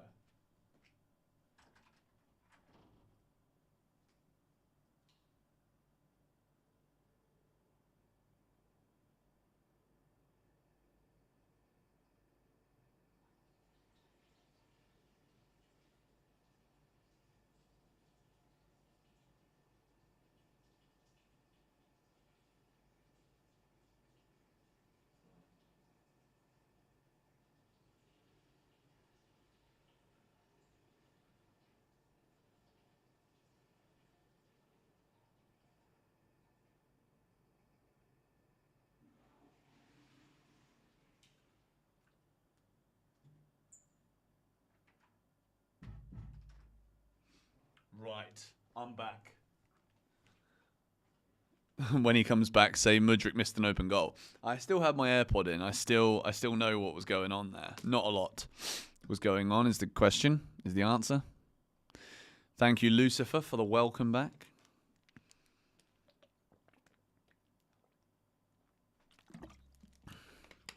Send Mudryk to Arsenal. You know what? If there's one thing I don't want to do, it's send Mudryk to Arsenal.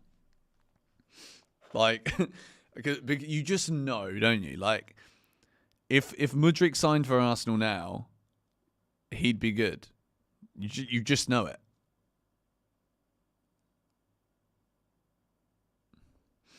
Okay, apparently Fabrice Hawkins is saying Victor Osimhen is waiting for a new offer from Chelsea who he wants to join. He does not want to take a pay cut. Like, bruv, like, you're being a prat at this point. If this is actually true, like, Chelsea aren't going to offer you what you want. Like, it'll get to, it's literally going to be where it's like, he's just going to accept the Al Ali deal at the latest possible opportunity.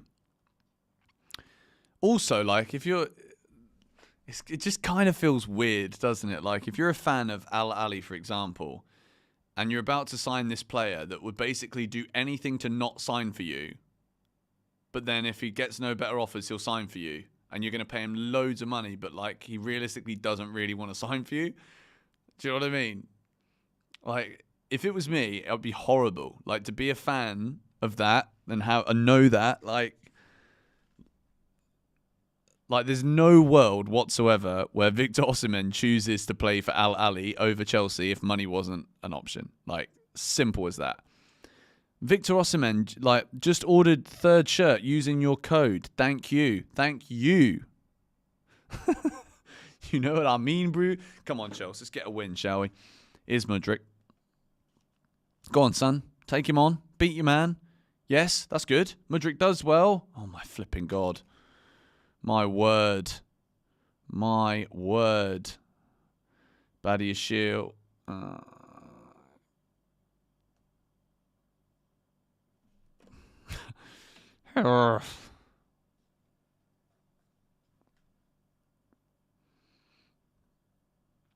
You ordered your son the third kit using the code. Nice one. Thank you to everybody that has been ordering the shirt with the GBFC code. Well played. Moises Caicedo does well.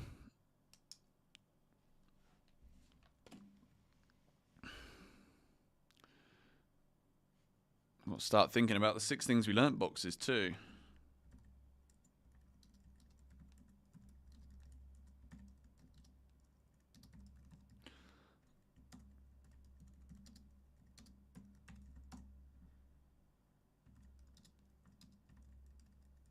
Thank you, Scotty P, for the donation. I'm glad we hired a manager that knows what halftime team talk is. Yes, Chelsea have been consistently better after the halftime every time. Here's Jackson. Oh, what a run. Unlucky. Nicholas Jackson there doing very well.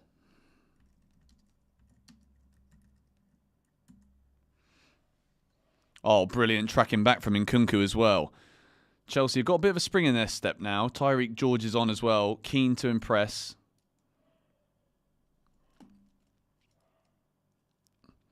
Mudryk just needs confidence and an arm around him. Look, like, he's got an arm around him, okay? And if having an arm around him is what gives him the confidence, like, mate, you've got an arm around you. You've got a manager that keeps playing you, even though you're underperforming and not delivering, and who is literally telling you the truth. Like, Enzo Maresca's being dead honest. Oh, here we go. Tyreek George. Go on, son. Go on. Skin him. Yes, Tyreek George. Oh, unlucky. Corner. Good. Come on, Chelsea.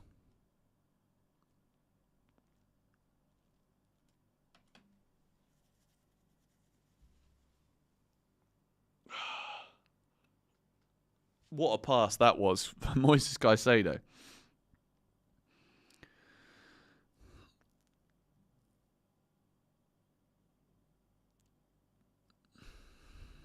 Oh, it's a goal kick. Okay. Poor. Yes, Christopher Nkunku is doing very well here, to be fair. He's working hard for the team. Just making some notes. A fucking armor. Honestly, yeah, it's that is the reality, isn't it? It's like we're just being soft. We're being too soft. Like, a spade is a flipping spade, mate.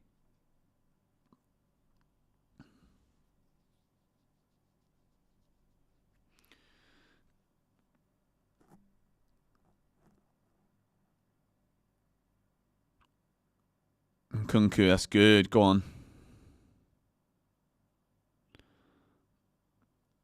Good play. George is looking very comfortable on the ball.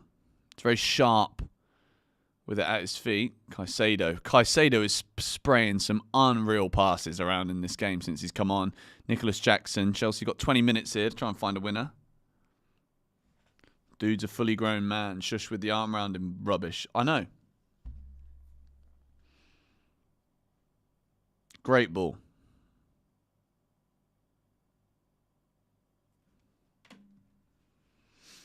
Come on, Chelsea.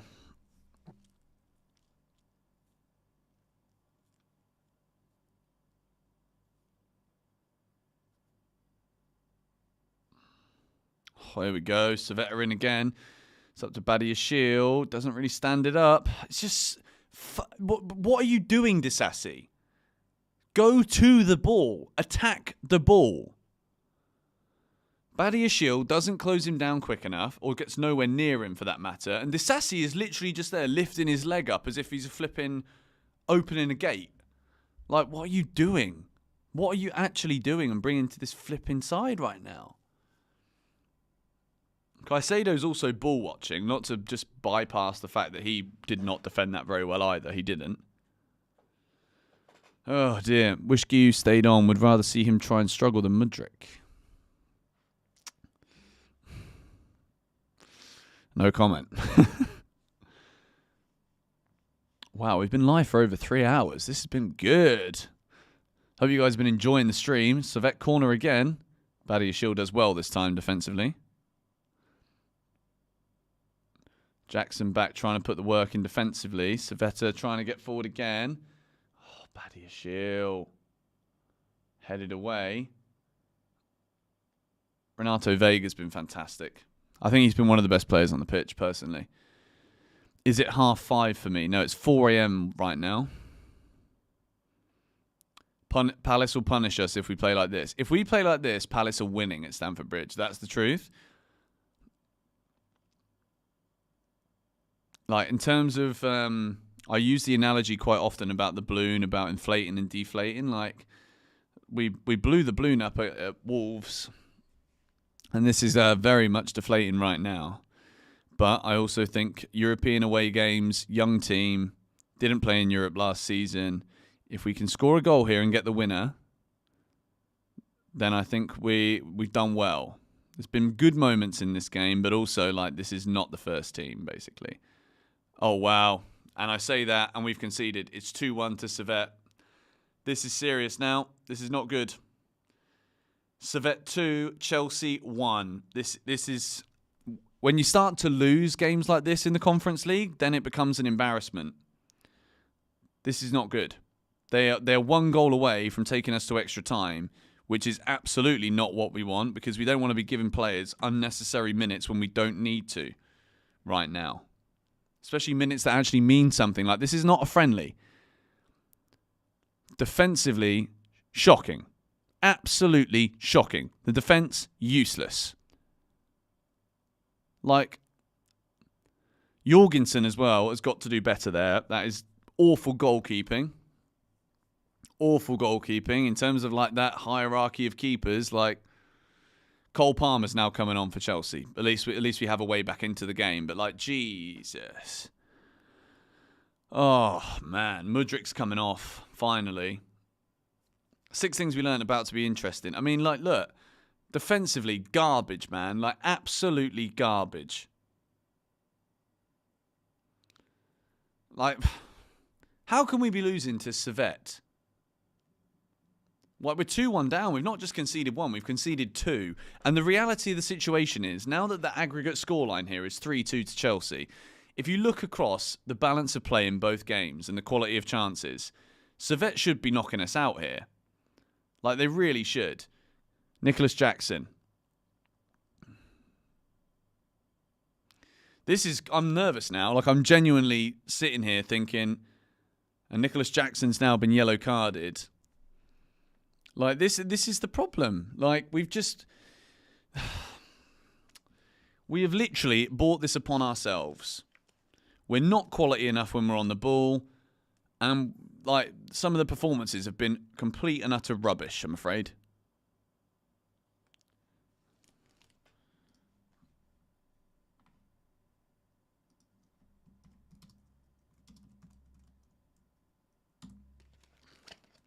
Jeez. This is awful, guys. This really is not good. Dewsbury Hall has been so average. Average. Oh, no pressure again. Get rid of it. It's a corner here for Servette. Like, what the hell has happened, Chelsea? Like, we're 2-1 down. We're playing awful. Like, complete and utter wank.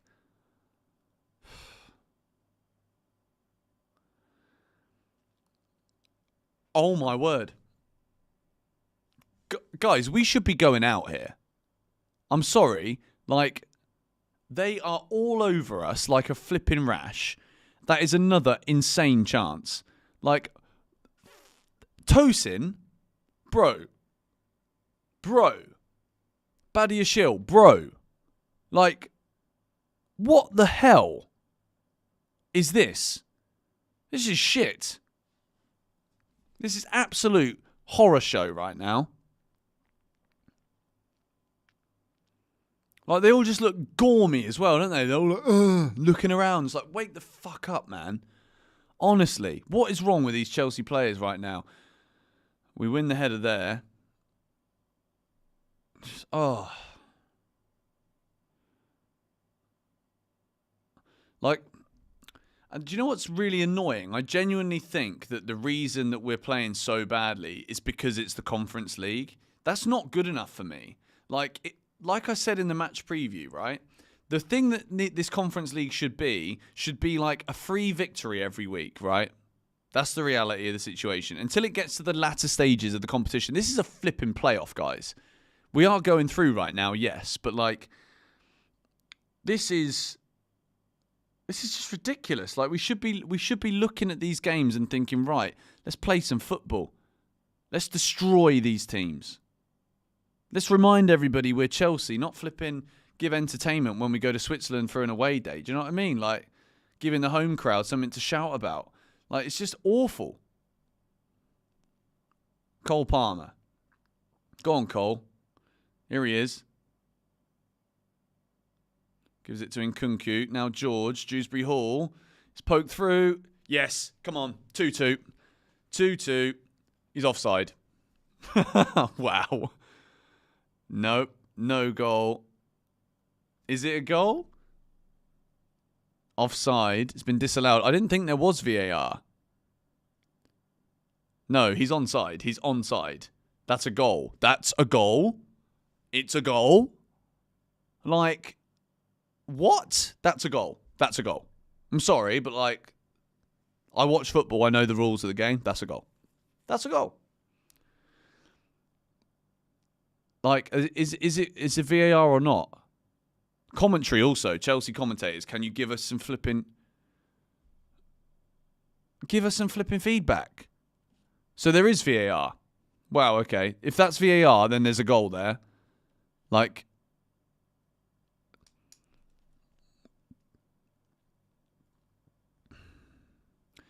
what the hell? That's onside, bro. Okay, he's offside. All right, cool. Whatever. No goal.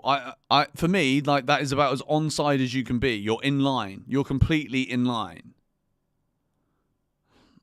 Like, Jackson will get loads of stick for that as well. But for me, that's I don't think that's way off. If you're telling me that's way off, then that's not true. It's just not way off, is it? Like, if anything, it's a 50-50. And I'm literally watching the game. And this is only coffee. There's no, like, liqueur in here. I'm not drunk. Like, this is... He looked onside. Osimhen stays onside there. Like, what? What's the point? Why? Why say it? Okay, here we go. 10 minutes. Let's at least get a flipping draw, shall we? Like, this is pure bollocks right now, though. Dude, it was offside. Leave your bias out of it. All right, mate. Relax, bruv. You would have been onside. Here we go. Servette are in again. Blocked.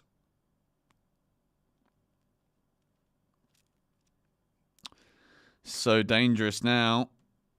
Servette are in again. It's a free opportunity in the box. Oh no. He's blasted it over. Axel Disasi is literally just giving them the ball. Like, honestly, like, just sell him. My nan would have been onside.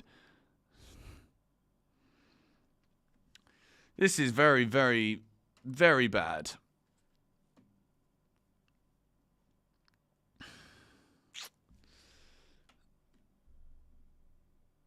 Okay, now I've just seen the replay again. I take it back. I'm sorry that I was so persistently telling you it was onside. He's offside. My bad. But it is very weird lines. If you look at the lines, then it looks offside, but I don't think those are the right lines. Here we go. Palmer. Oh, no. Even Palmer's not being able to take these players on now. Servette are up for this here, you know. Chelsea have got a very, very dangerous 10 minutes. The fans are fully behind them. Badia Shield. Like, it's not really cleared, is it? Like, they're in again. They're going to score. Oh, no. Oh, my word. It's smacked straight at Tosin, but my word. Guys, honestly, we are so close here for this being extra time. We are very, very close to making an absolute meal out of this. We're sitting so deep, inviting so much pressure. Like, we can praise Maresca for the management against Wolves, but like you've got to be out on the touchline right now, reminding these Chelsea players that they're inviting this all upon themselves. Change that. We've got such good players on the pitch right now. There's more than enough quality on this pitch right now to change the way that the balance of this game is going.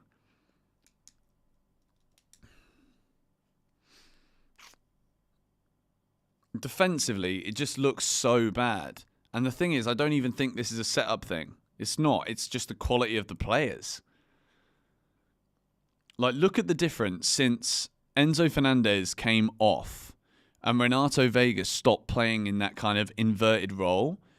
Like, Dewsbury Hall is nowhere near the ball defensively or going forward. He's in no man's land, 24/7. Disasi's about 2 seconds behind what's actually happening. And Vega is now playing as a left back, conventional, and inviting pressure. Like, this is awful. This really isn't good. Like, after such an incredible win at Wolves, this is such a letdown. Such a letdown. We're losing to flipping Servette. Like, I don't even think these guys won the league in Switzerland, did they? Like, they're not even the best team in Switzerland, for goodness sake.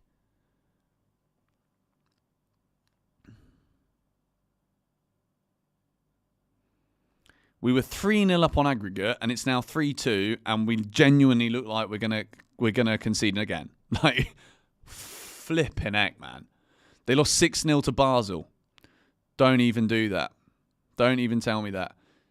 Nkunku, just... It's a very poor pass.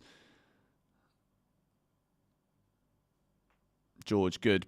Go on, Nkunku. Lovely touch. Go on, Palmer. He's in. Oh, he's hit the bar. You literally back him to score that every single time. Cole Palmer. Brilliant work from Nkunku. Cole Palmer has smashed it against the crossbar. Oh, dear. That was the chance, wasn't it? I think Palmer manages to time his run perfectly. That would have been an Nkunku assist. I mean, it did look way more offside than the goal that Jackson scored, to be fair. So I think that would have been ruled out. But it's the pitch. You're blaming this on the pitch. I mean, we're all going to blame it on the pitch. But, like, realistically, like, come on. Like, are we really at a point now where Chelsea Football Club blame pitches for losing to teams that finished third in the Swiss League? Like, for real? Yeah, both teams are playing on the same pitch too. Let's also remember that. It's the pitch, bro. Oh, dear.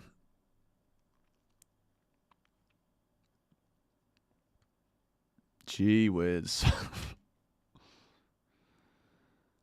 Disasi heads it away.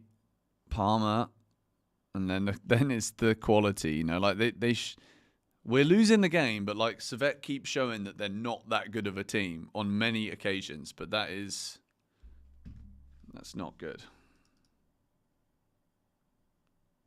Oh, my word.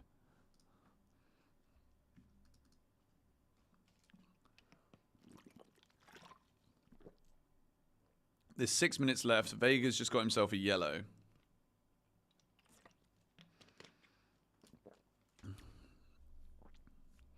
He's always laughing, Vega. Trying to talk about something positive here. This is gone from being a very exciting day to being like such a classic Chelsea thing.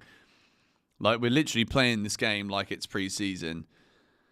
Flipping heck, man.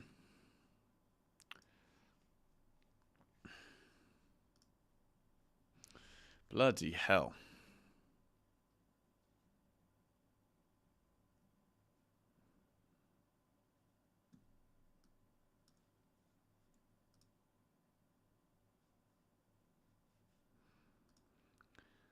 Come on. Such a shocking cross. That's awful. That is such a bad attempt at a cross, that.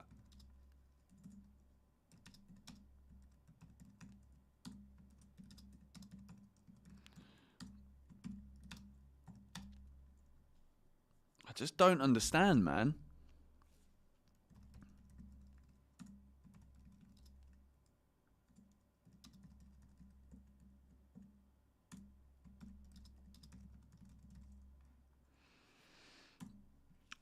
I'm just doing the boxes for 6 things we learnt here. Because I'm pretty sure we're going to lose this game 2-1, to be honest. And I think, to be fair, as much as I'm thinking, like, even if we turn this around now and win 3-2, like, the reality of the situation is the 6 things that we learn need to be talking about the performances. Like, I think there's been a couple of good players out there for us today. But, like, this has been such a bad performance. Like, Tosin doesn't look good enough to be a centre-back at Chelsea right now. Badiashile is flipping awful. Disasi is useless. Mudryk has just been like, it's been the most classic Mudryk performance ever. Like, if any of you want to go and put together like a compilation of what I've said about Mudryk today, including the bits where I actually like back him and hope he does well. But like, flipping heck, man. Like, this is the Conference League. This is Servette. West Ham won this trophy. And we are literally scraping through a playoff. We're scraping through a playoff here. Chelsea 3-2 on aggregate. I can't believe we're losing this. I really can't.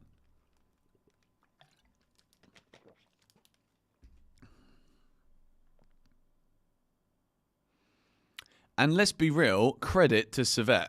You know, like, didn't know anything about this team.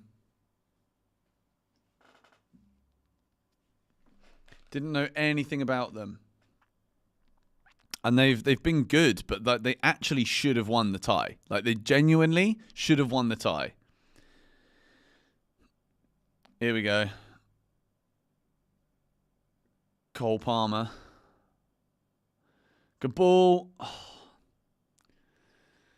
That's a good pass. And Nkunku heads it over. Renato Vega. Oh, good effort. It's a corner, no? Is it? Yeah, it's a corner. Renato Vega with the shot. I mean, geez. Like, he's been probably the best player on the pitch for us as well, and that's a good effort. I really like Renato Vega, you know.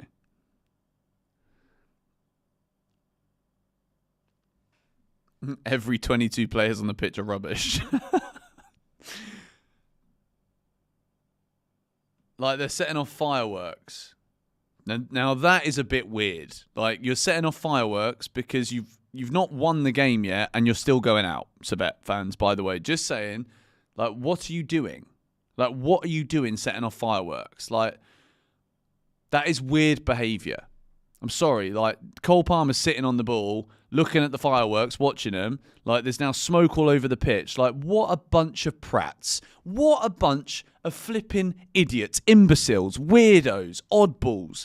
Like, you need to score a goal at the end of this game, and then they literally just, what the fuck is that? What the actual fuck is that? You've got momentum in this game. You're playing really well. You've got literally 1 minute left plus added time to try and score a goal against Chelsea to take it to extra time. And these absolute knobheads in the crowd have decided to ruin it for their team. What on earth is that?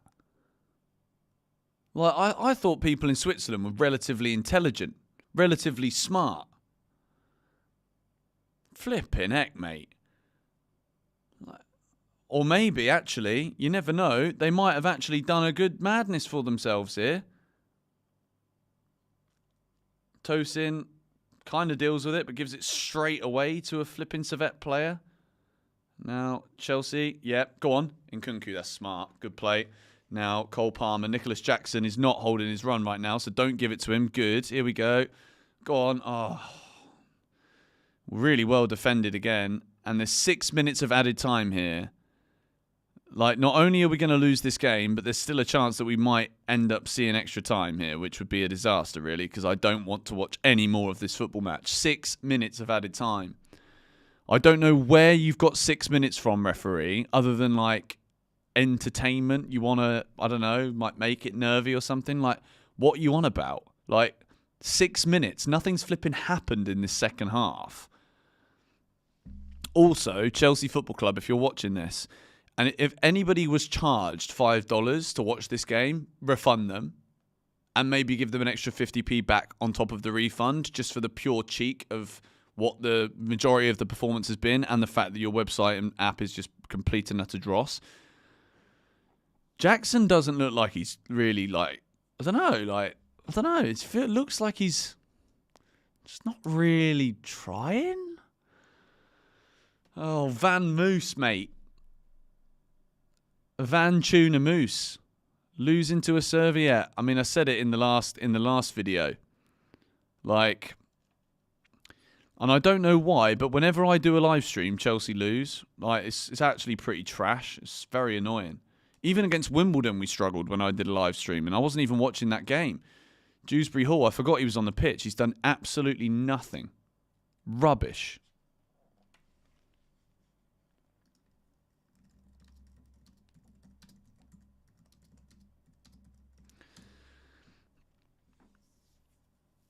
Cole Palmer, now in Nkunku, back to Palmer. Go on, Palmer, get an equaliser. Jackson, you've got to score that. Oh my word, you prat. It's a great save from the goalkeeper, but he's got to score. He's got to score. We're literally sat here right now watching Nicholas Jackson miss from 6 yards out, and we still haven't signed Osimhen. Like, this is actually a big moment, guys. A big moment in our season is right now. Watching us lose to Servette, miss big chances. Cole Palmer, oh my word. He should have just nodded it to Nkunku there. But Jackson, bro.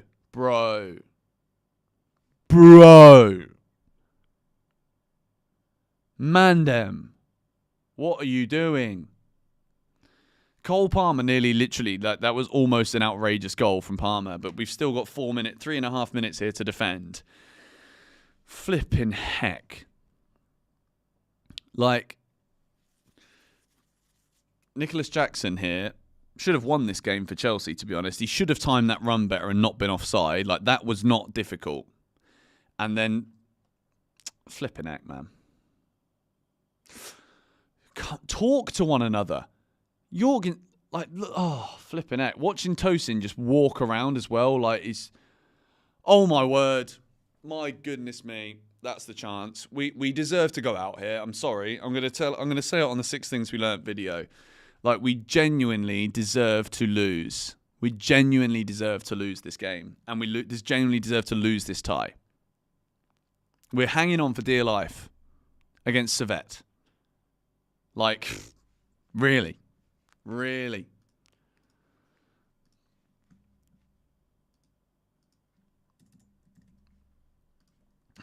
This is actually ridiculous. Absolutely ridiculous. Chelsea have got 2 minutes here to hold on to a loss. We're holding on to a defeat in Switzerland. Could we get an equaliser? We've got men over here. Tyreek George. Go on. Take him on, son.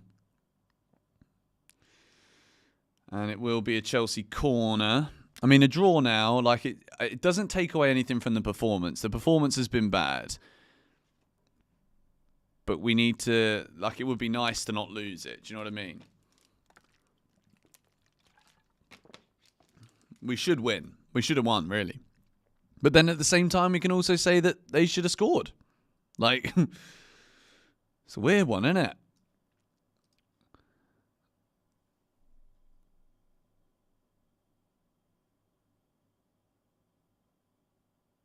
Now the Chelsea corner.